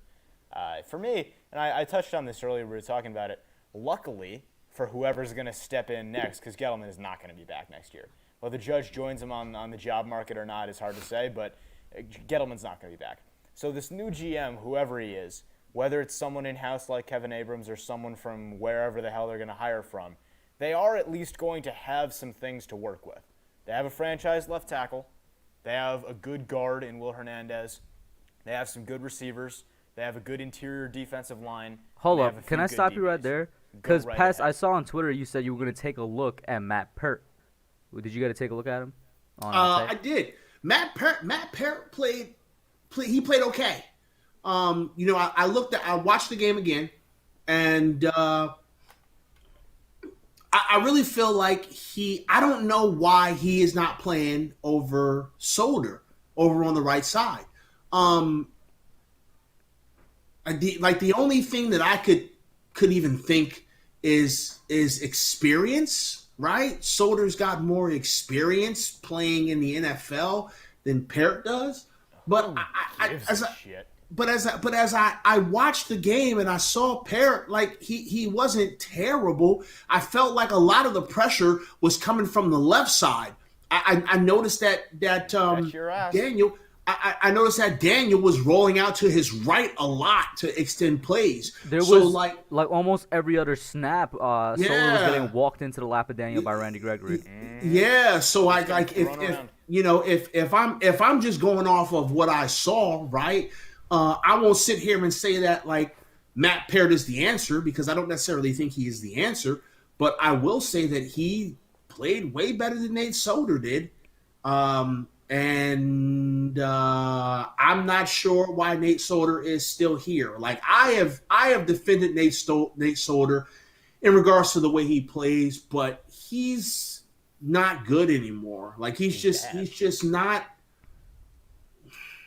not even one of the top 32 linemen in the league. He's not even top 64. Dude, to put it simply, he's just not that guy. You're not that guy. He's not that guy anymore. And that's not even coming close to how bad he is. Are you kidding me? He's bad. He's bad, and I can't even understand why this man's playing, why this man has been starting, aside from the fact that he has more experience. But which is stupid. Yeah, listen, I don't know, and I'm so sick and tired of this rotation on the offensive line. Can we just find 5 guys and stick with them, please? This experiment's not working. No one's gelling. No one no one is getting used to playing next to each other, because it's always a different configuration every week. This isn't the preseason, y'all. This shit's done. Find 5 guys and stick with them. That's what we need to do at this point. I don't understand why we're shuffling the guys around, why we're rotating guys. I've never seen this before. I don't understand this. Doesn't make a whole lot of sense. It's also gotten to the point where it's like, all right, can we all just say that the season's basically in the toilet? Can we? Oh yeah. All right. Oh, So listen, why yeah. not just put Matt Pert out there from now on, man? Nate Solder's not gonna be here for the next couple of years. Matt Pert, we're not sure yet, but he has a better chance than Solder. So just put him out there. Yeah, I mean, that makes sense. I mean, we're talking about experience. Then give him experience, all right? That excuse makes no sense. And I'm sorry. I'm not putting that on Pest. I'm just saying. I'm sorry. I have one thing that's very important that I have to say. Hi, Sunday. Okay, continue, Nate. My bad. Yeah, it's just that excuse makes no sense. It's dumb as hell. Oh, and by the way, before we move on to the rest of that conversation, Kush, how dare you jump in on that? That's not yours to jump in I've on. been saying that for a while. All right. That's not Listen, back when I had the yours. sunglasses, I'll be like, I'll take them off and be like, Oh, what's up? whatever. That's plagiarism. Anyway, I mean, he's definitely stole it from me, but imitation is the highest form of flattery, so we're good. Exactly. all right. Well, with that being said, I think if you're talking about addressing needs in the offseason, right, we absolutely must get a lineman. We absolutely must get an edge. That takes care of your first two picks. Problem is, if you are going to get rid of Jones, which it looks increasingly like we're going to do, which Wait, sucks but so why do you bad, say that though? Why do you say Yeah, that? why do you say we're going to get rid of because Jones? we're going to get a new GM, right? Right? We can agree on that, can't we? Yeah. Do Yeah, we not okay. think that a new GM in the National Football League is going to want his guy? It I don't know. depends. And the It Giants, depends. And the Giants also. The Giants now it looks like they're gonna have a really high pick from their own, and they have another trade up with if there's someone that new GM wants so bad. Hi, Asia. Oh my God, just Kush. What's up, A? Damn, that's a name I haven't seen in forever. Hi, Asia. I haven't seen Asia in forever. Where you Hi, been, Asia? Marjorie. Bro, Kush, leave it to the professional here. All right, man, just leave it to Pest. All Okay. right? That's all we got. Yo, that's just a name I haven't seen in a very long time. It's Asia. How you been, Asia? Good to see you. But yeah, no, I mean, it depends, right? With the new GM and new quarterback thing. Well, with that being said, then let's assume that what I want to happen will happen, so we can say Daniel Jones sticks around. That's great. Your first pick's a lineman, your second pick's an edge, because there's a ton of both in this draft, which is absolutely wonderful. This is an incredible edge rusher class. There are a lot of really high-tier guys that all could have easily been the edge one in last year's class, and there's an opportunity to draft one pretty much wherever. So then you got to figure you're taking a lineman, you're taking an edge, those are your two first-rounders. You absolutely have to take another lineman at some point. You got to get a linebacker. So then we're thinking we're going to float on running back, we'll float on tight end, we'll float on safety probably, keep Logan Ryan at free safety, move Xavier McKinney down to strong safety for a year, and then we can address that next year. We'll keep our corners that we have. They'll play fine, hopefully. And then we got to figure it out at the linebacking spot. We'll probably move to a 4-3, which means we need some guys that can cover, hopefully. You really only need two starting linebackers in this day and age because you're running nickel all the time anyway. So that's something at least. You hope Blake Martinez is going to come back. On the offensive side of the ball, you have your receivers, which is one thing that it's nice to finally say. You draft two linemen. You pray to God and wish upon a star that Nick Gates comes back, although with that horrific injury, it's impossible to say. You got your left tackle, that's something. You got your right guard, that's something. You hope that maybe Matt Pert and Shane Lemieux can do anything. You never know. And then you float on running back with Devontae Booker and whatever else you pick up. At that point, that's year one. And that's a much better year one than you'd have with, say, the Lions, for instance. Year one for this new general manager should be a good year. The problem is, as a Giants fan, and I think we can all relate to this on some level, there's just no optimism there for me. I am out of positivity. The tank is empty. I expect nothing from John Mara. I do not expect him to find a good general manager. I do not expect that general manager to find a good head coach if they release Joe Judge and fire the staff and all that. My expectations are just sitting on the floor, and I'm waiting for Mara to find a shovel. At this point, we're stuck in the hell that is bad team ownership. I mean, I agree with a lot of that. I really do. We can sit here. It sucks so much, man, that in October this is what we're talking about. Oh, yeah, that's what I've been saying all stream long, man. We've hit It that point on the sucks. calendar. every year. I mean, yeah, it was so October last year much, too because we man. started 0-5. Year in, year out, as Giants fans, you can mark it on your goddamn calendar. So okay. I think it's safe to assume that there are going to be some changes in the front office. I think it's safe to assume that. Now, Tend to agree. I guess my question is this. We bringing a new GM. Where's this GM come from, right? Where do GMs ever come from? Right. So yeah, where does this GM come from? Where do we get this GM? They Because- grow on trees in Costa Rica. Because because whoever this person is really going to determine Oh yeah. the future of this team, right? Because a couple of things can happen. All right, we get a new GM who looks at this team and says it's absolute dog shit. Blow it all up, okay? Sucks because we're stuck in some contracts that have real bad cap implementations. Like it's just it's Real gonna bad be cap penalties. yeah, it's good. We're stuck in this position, right? Mm-hmm. So this means that there's going to be some players who are absolutely on the bubble in terms of getting traded or just flat out cut. Saquon Barkley is one of those names. Daniel Jones is one of those names. Dexter Lawrence is one of those names. I don't know about Dexter Lawrence. Listen, nothing's off the table. Nothing's off the table. Like if a GM's going to come in and say I'm blowing this whole thing up, then everything is for sale, okay? Because this GM is going to probably want to get a shit ton of draft capital or get players that they think can make a difference immediately, okay? So we're talking about a potential situation here where next season this team looks nothing like the team that we have now. You bring up a good point about the defensive coordinator and if this GM doesn't want any of these coaches, all these coaches go away, and we bring in a defensive coordinator that could possibly want to run a 4-3.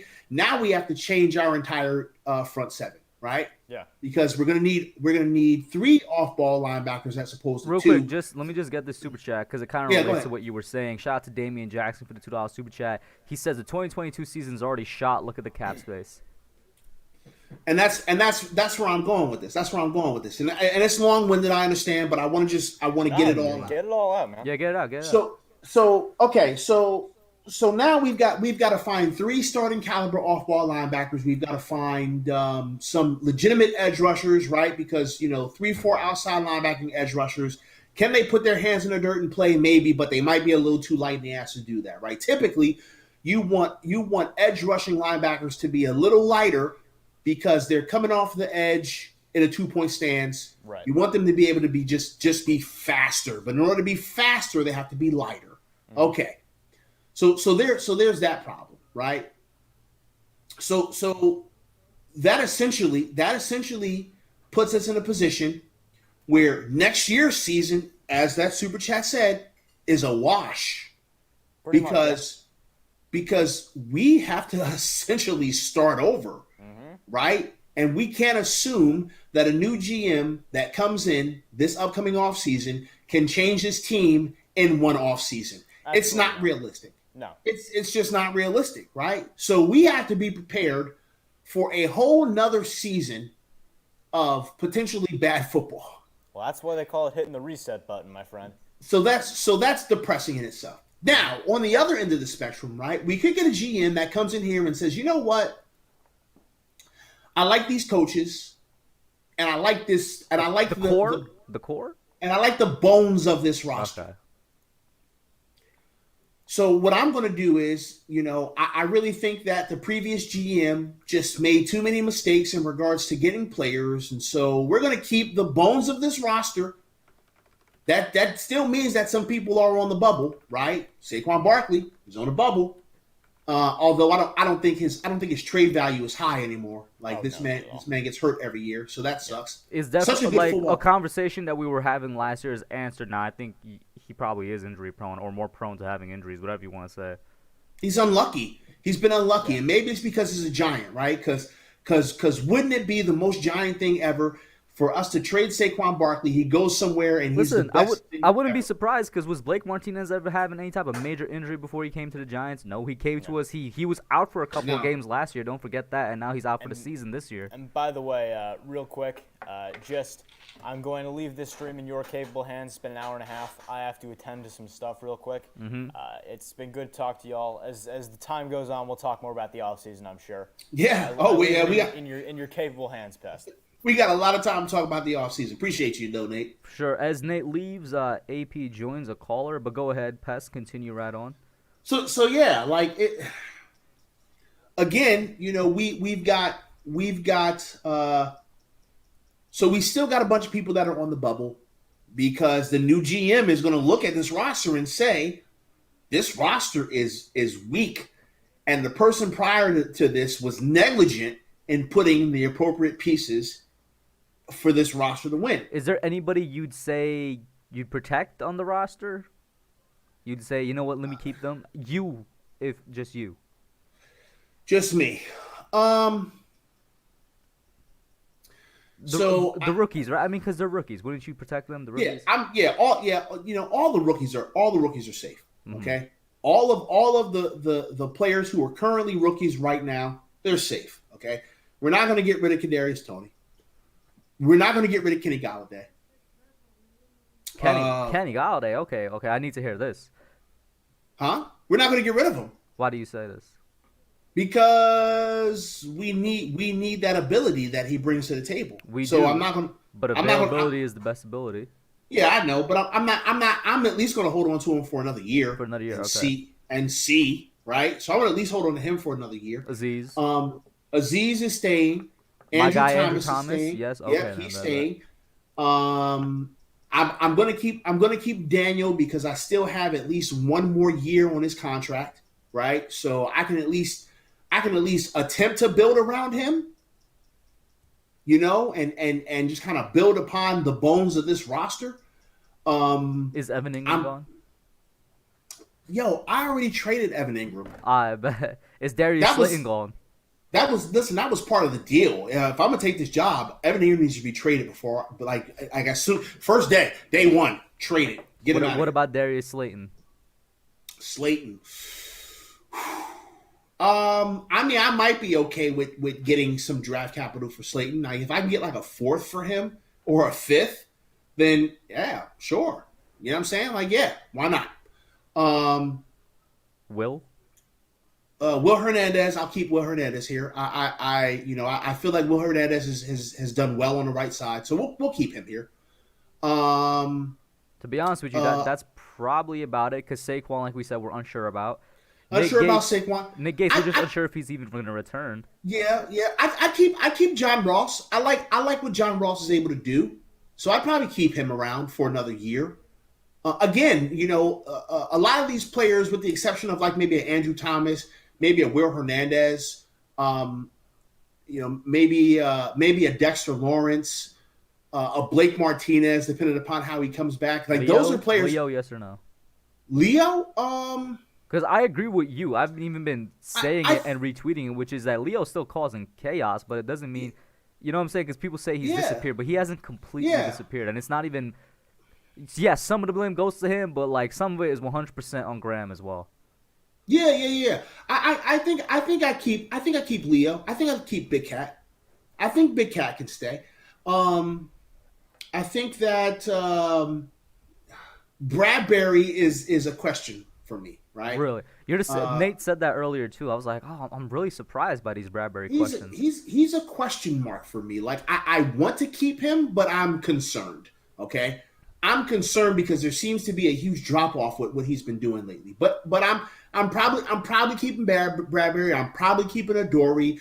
I think I'm keeping Jabril Peppers.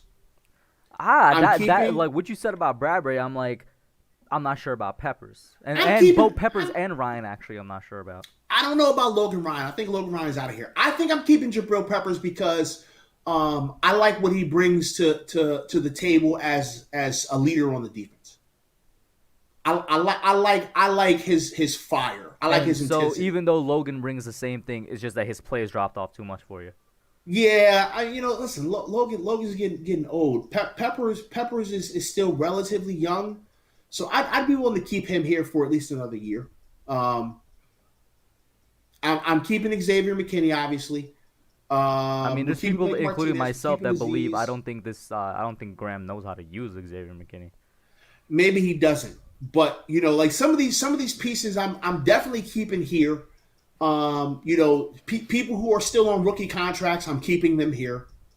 With the exception of like maybe a Darius Slayton, I may be willing to see what the market says about him. Definitely getting rid of Evan Ingram. He's gone. Probably getting rid of. I might be getting rid of this entire tight end room. To be honest with you, this entire tight end room might be gone. Like I know that. What's our number three's name? I can't think of it right now. It's been a Caden long ass Smith. day. Caden Smith. I know everybody. There's this love fest with Caden Smith. I don't care. Probably getting rid of Caden Smith too. I'm probably getting rid of the whole tight end room. I mean, bro, he's our third string tight end. I don't know if I'm keeping third string anybody. Yeah, I mean, listen, like like yeah, the entire tight end room is going to change. Um, I don't know what I'm doing about the left guard position. I don't know what I'm doing about that. I'm probably drafting a left guard at some point. Uh, but my goal is going to probably be to get as much draft capital as I possibly can. I might even be willing to trade my first round pick back to get some more draft capital for the future. It depends who's Um, there, though, right? Because if like, for example, the tackle that everybody loves, Evan Neal, is there, maybe you keep it and you take Evan Neal. Or maybe if, like, the best edge rusher. Because those, it's funny, the two things we need the most, in my opinion, is what this draft is rich in at the top. Tackles and edge rusher. Or just line and edge rusher. Hey, AP, man, unmute your mic, man. Come on, you can interrupt me all day long. I've been talking about Giants all damn day. Come on in here and interrupt me, brother. Yeah, for sure. Yeah, so as I was saying in the chat, I agree with a lot of what you said, but I feel like it's been said ad nauseum at this point. But if a new GM does come in, Mara has to let him do his thing, right? He can't tell him, "Oh, stay with this team for another year," so I don't have to tell the fans that we have to rebuild again. No, if you hire a new GM, you say, "Okay, here's the keys. You can do whatever you want with it," right? And not just that, but if you're gonna go and clean house, you can't sign guys that are connected to the Giants, right? You have to try something new. Like, if the last decade doesn't tell you that, hey, Giants connections aren't working, I don't know what will. Do you have to go through another 10 years before you finally decide to go out of the box? Like, at this point, what do you have to lose by going out and signing guys that are not connected to the Giants at all? You know what I mean? I'm not sure if it was Pest or somebody else that came on the channel that said it was an old head. They were like, they wish that what happened, excuse me, I coughed, in the 80s happens again with the Giants, which is where the NFL just gifts us somebody with, like they did with Yeah. George Young. Yeah. I don't see the NFL stepping in. No, it's not gonna. Um, No, I don't yeah, think it's they gonna won't. happen either. Because that's very much like an old NFL thing, as in it hasn't happened in decades. One, but two, I just wish that we could find somebody like that, basically. Yeah, they definitely won't step in with us because, I mean, we have 4 Super Bowls. We don't need the help. If they were to step in, they would have stepped in already for a franchise like the Bengals or even Washington, because Dan Snyder hasn't been the best.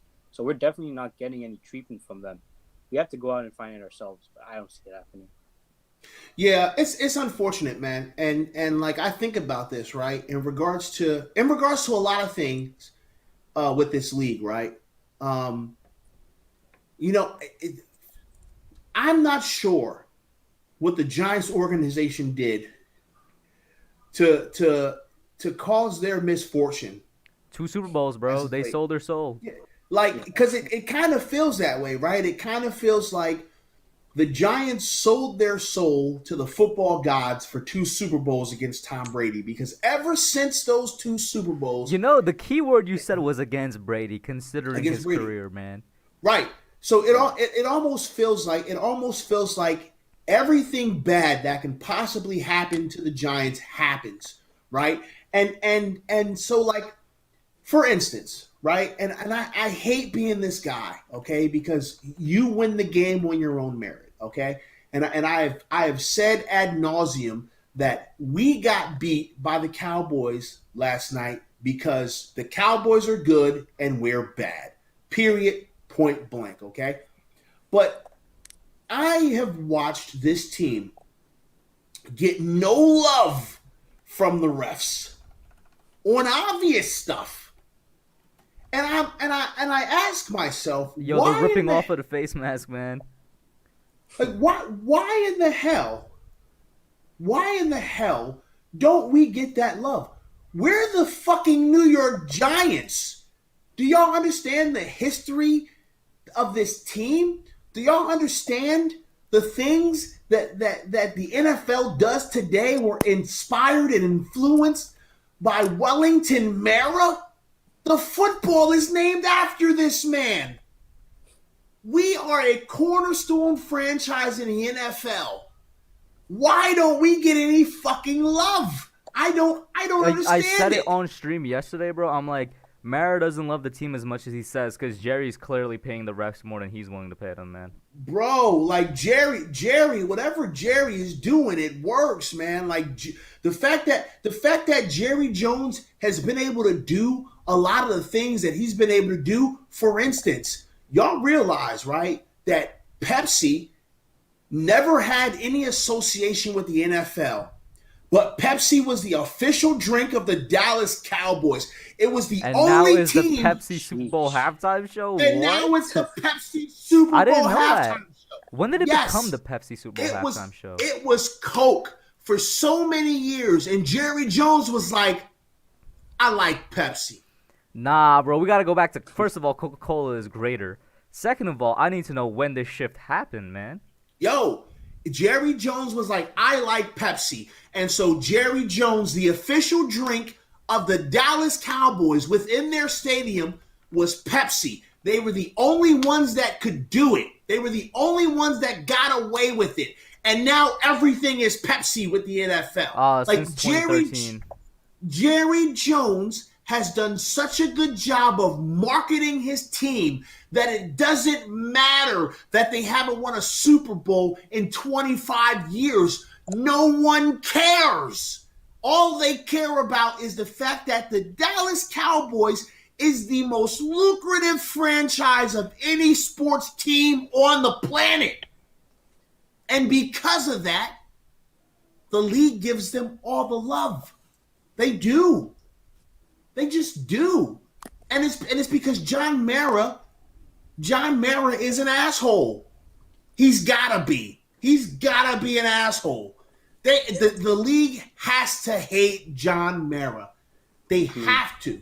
He's part of the committee that decided on the taunting rule. So I think they hate this man's guts. I think the league hates this man's guts. There's no other explanation as to why the Giants' schedule is always hard as shit. Whether we're good or we're bad, the Giants' schedule is always super hard. And I know that we have a determined opponent every year based on the rotation. But the way they map out the schedule for us, it's always difficult. It's always this big long stretch of difficult ass teams that we have to play. Always. I just want to say, I know it's hilarious, the Pepsi Super Bowl halftime show thing, but I just want to say they've been the official sponsor since 2013. We won the Super Bowl in the 2012 Super Bowl. I'm just saying, some things are adding up right now. But go ahead, Pest. I'm just saying. I think the league hates us because our schedule always sucks. Every game every time we do something good in the game, there's a damn penalty. You know what I'm saying? Every time there's like a super ass obvious penalty, it doesn't get called on us. But we slightly break a rule. Flags are flying everywhere. We always get put in prime time against just the most terrible fucking opponents. the most terrible opponents. Every time we play every prime time game is a game we're supposed to lose. Let's think about this for a second. Every single primetime game we had this year is an L for us. Every one of them. Well, Washington, you could argue, but the rest, yes. Listen. I'm just saying. Like we don't have any primetime games against easy opponents. We never get good time slots for games. It's just listen. I sound like a whiny, crying, complaining punk ass bitch right now, but I'm just saying, like, something's weird. Something's weird. I think the league hates us. And I think the football guys hate us too. But like, why? It has to be Mara, right? Like, why would you hate us, man? Yeah, it's Mara. It's got to be Mara. I think Mara's an asshole. I really do. I think Mara is an asshole. He'd be in the NFL meetings with every other owner, and there's like nobody sitting next to him, bro. I think everybody hates Mara. I think he sucks. I think they see him as James Dolan.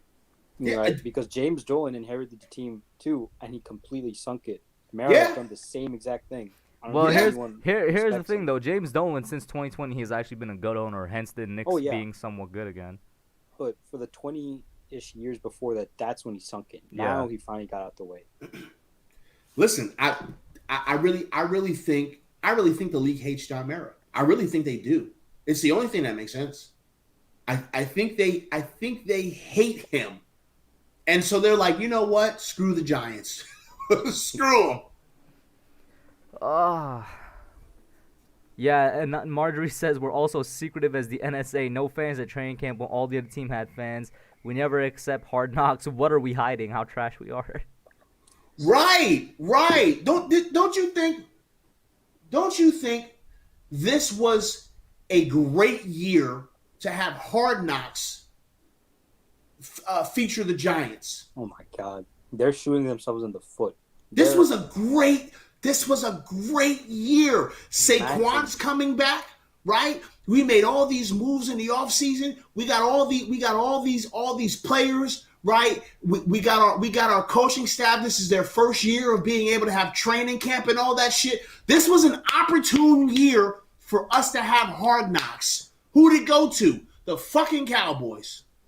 Can you imagine if they covered the brawl? I mean, my God, that would be must-see television. I mean, like, what?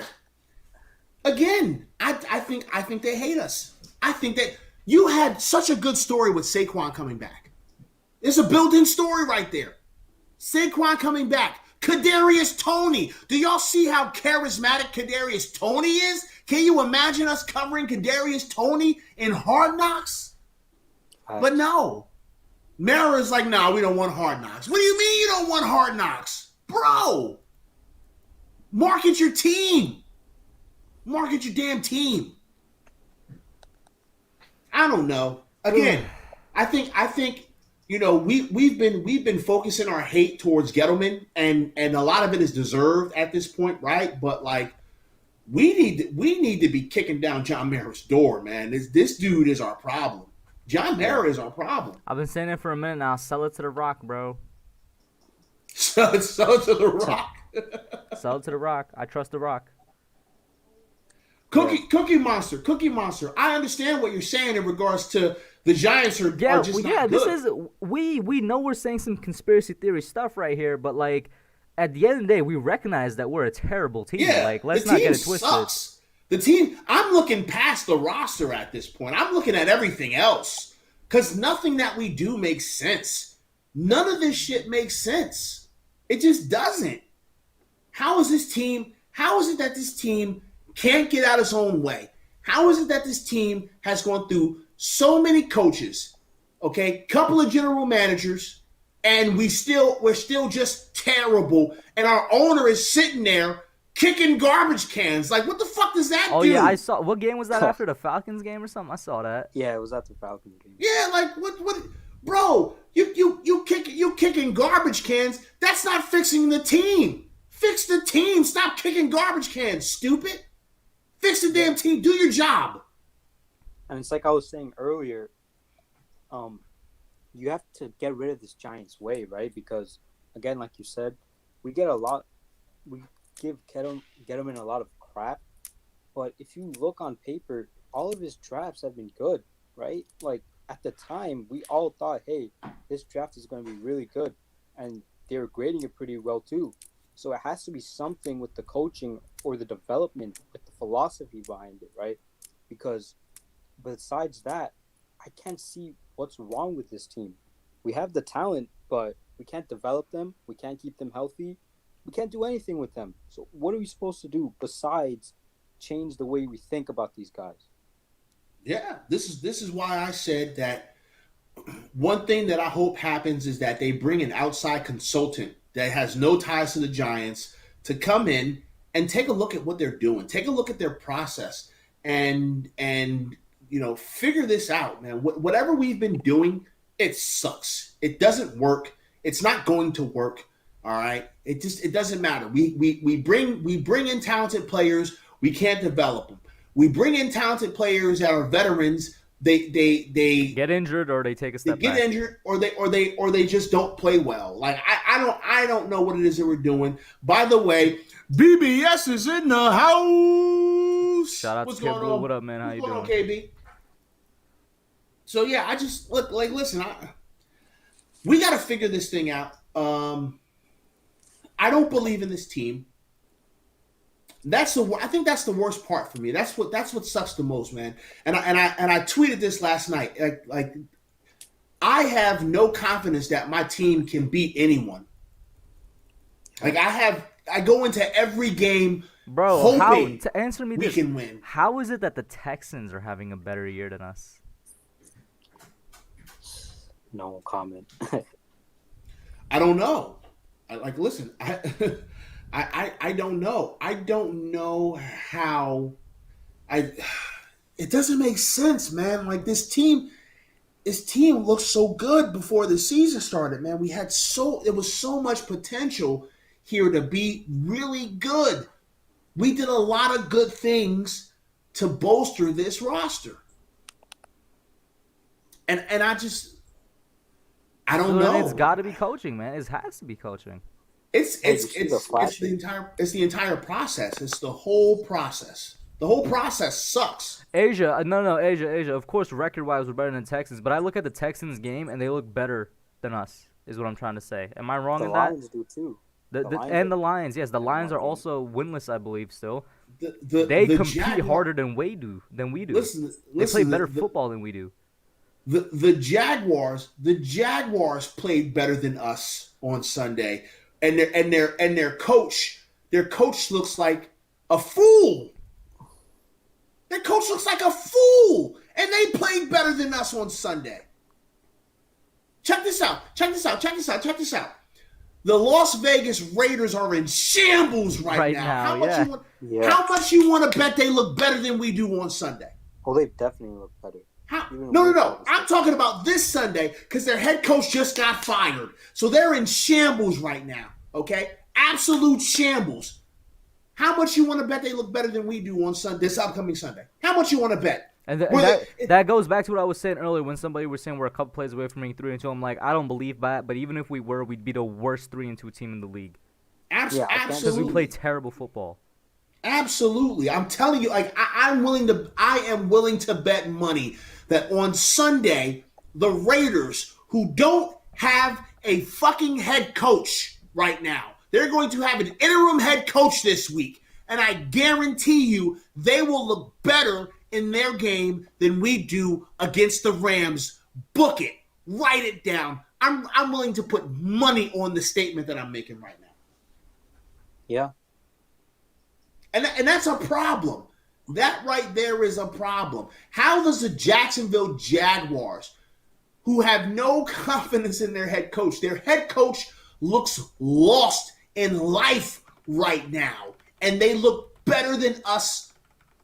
They looked better than us last Sunday. How? Michael B. I'm going to have to disagree with Michael B. here. I was agreeing with you until he said it starts with the fans. Us booing them has no effect on how. Come on now, man. Nah, man. Nah. Listen, I have been the most optimistic guy, or one of the most optimistic guys on these platforms, okay?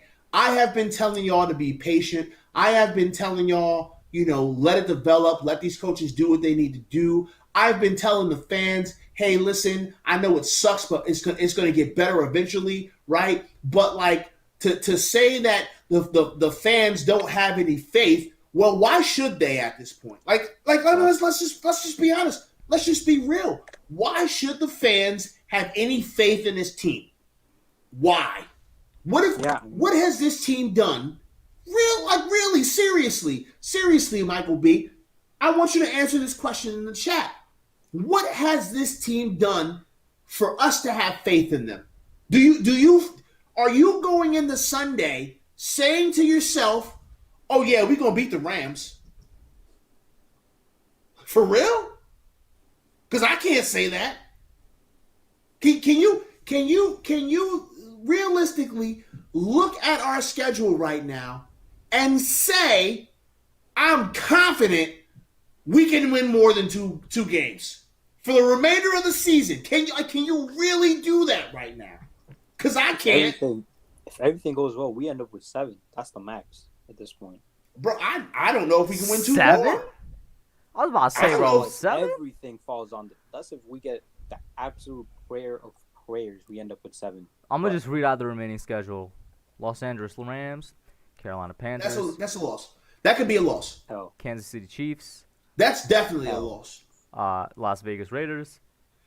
We might be able to win that game now. I don't know about that. We might be able to. We'll maybe we might be able to win that game against the Raiders. Now the next matchup is definitely an L, the bye week. I don't know about that one. That's then, an L. Then we got Tampa Bay. That's an L. Oh. Philadelphia, game number 1. That could be a we may be Michael able to Strahan beat Philly. jersey retirement. We already disappointed Eli.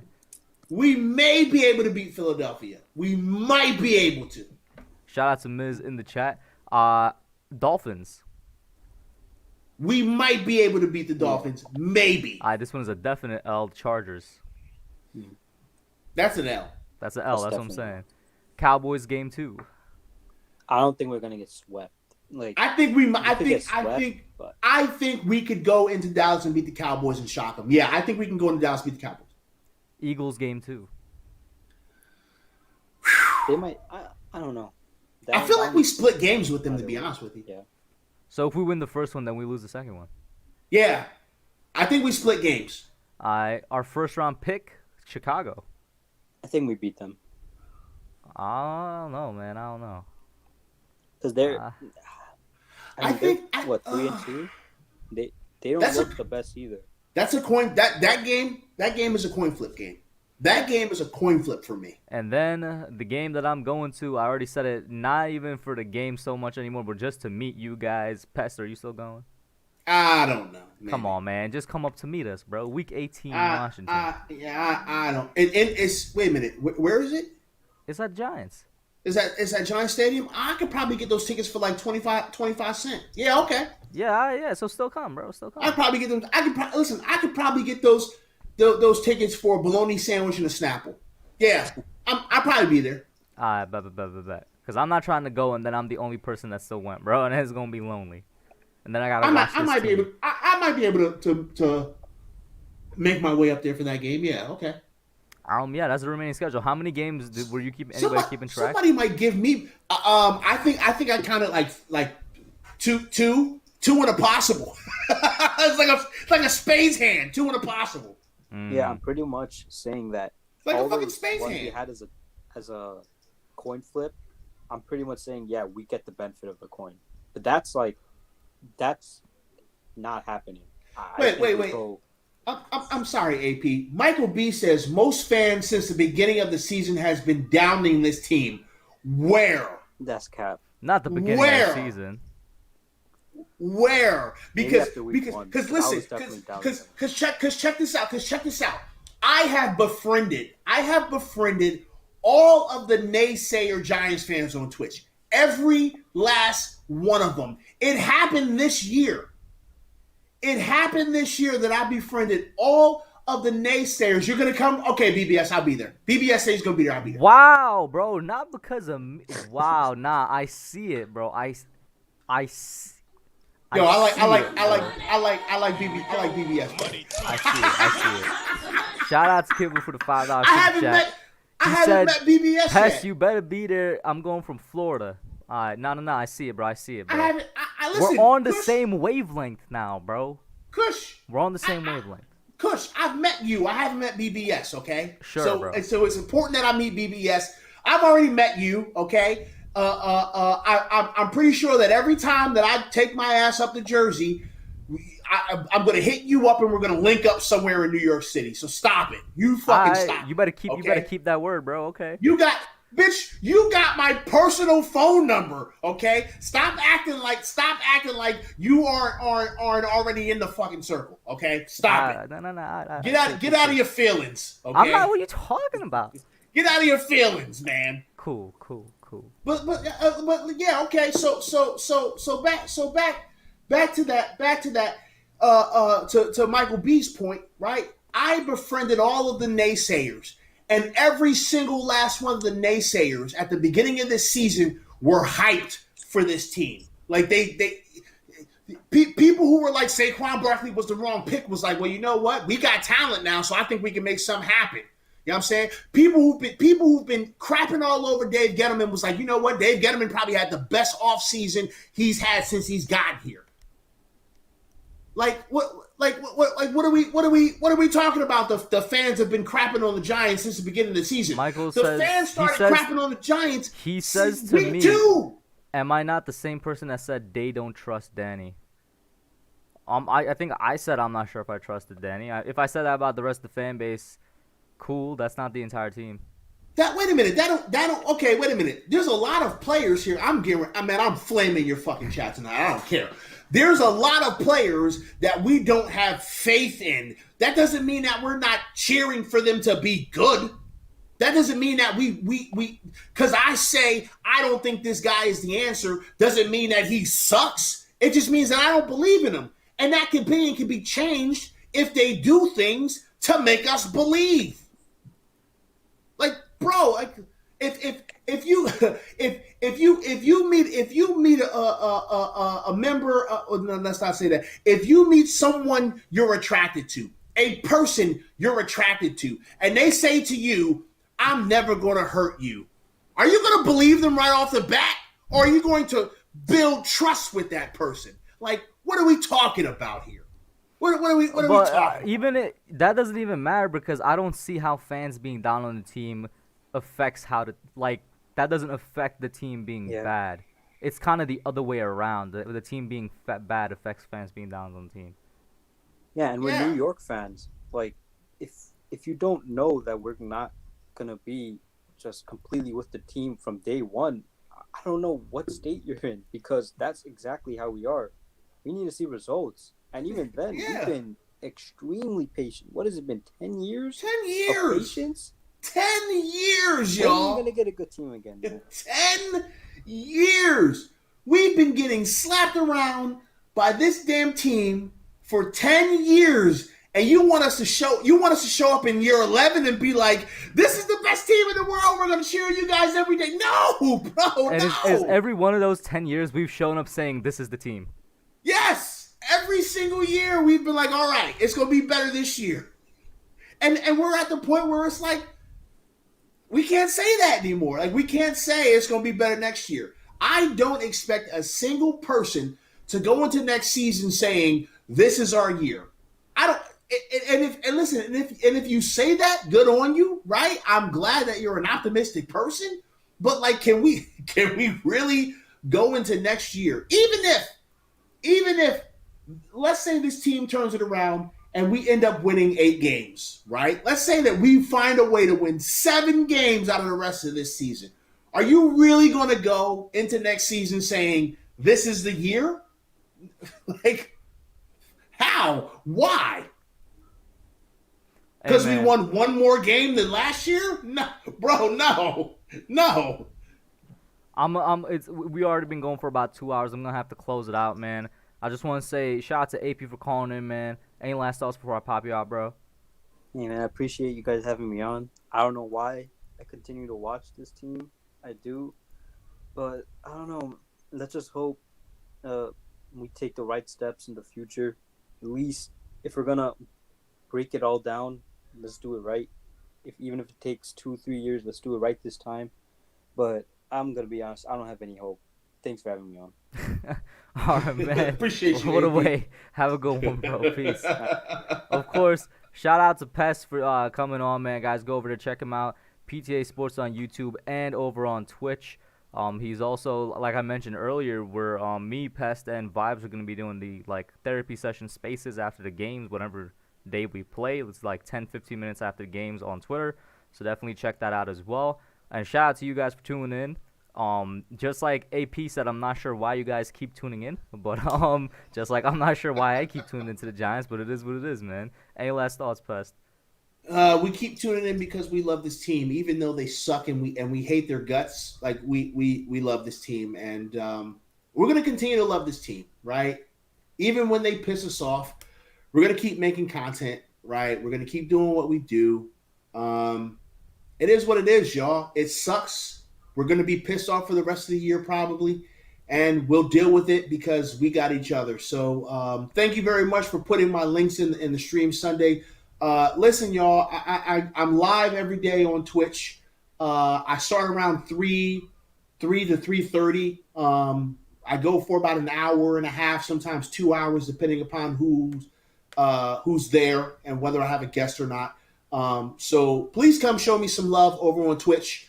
And I will always be putting up, or I'm going to try to start doing this now. I'm going to start trying to put up, recaps of the Twitch stream on the YouTube channel. Tomorrow I will be doing some editing for the show today. Hopefully I'll be able to get that stuff done and post it. But I appreciate y'all, man. We don't do this stuff without y'all,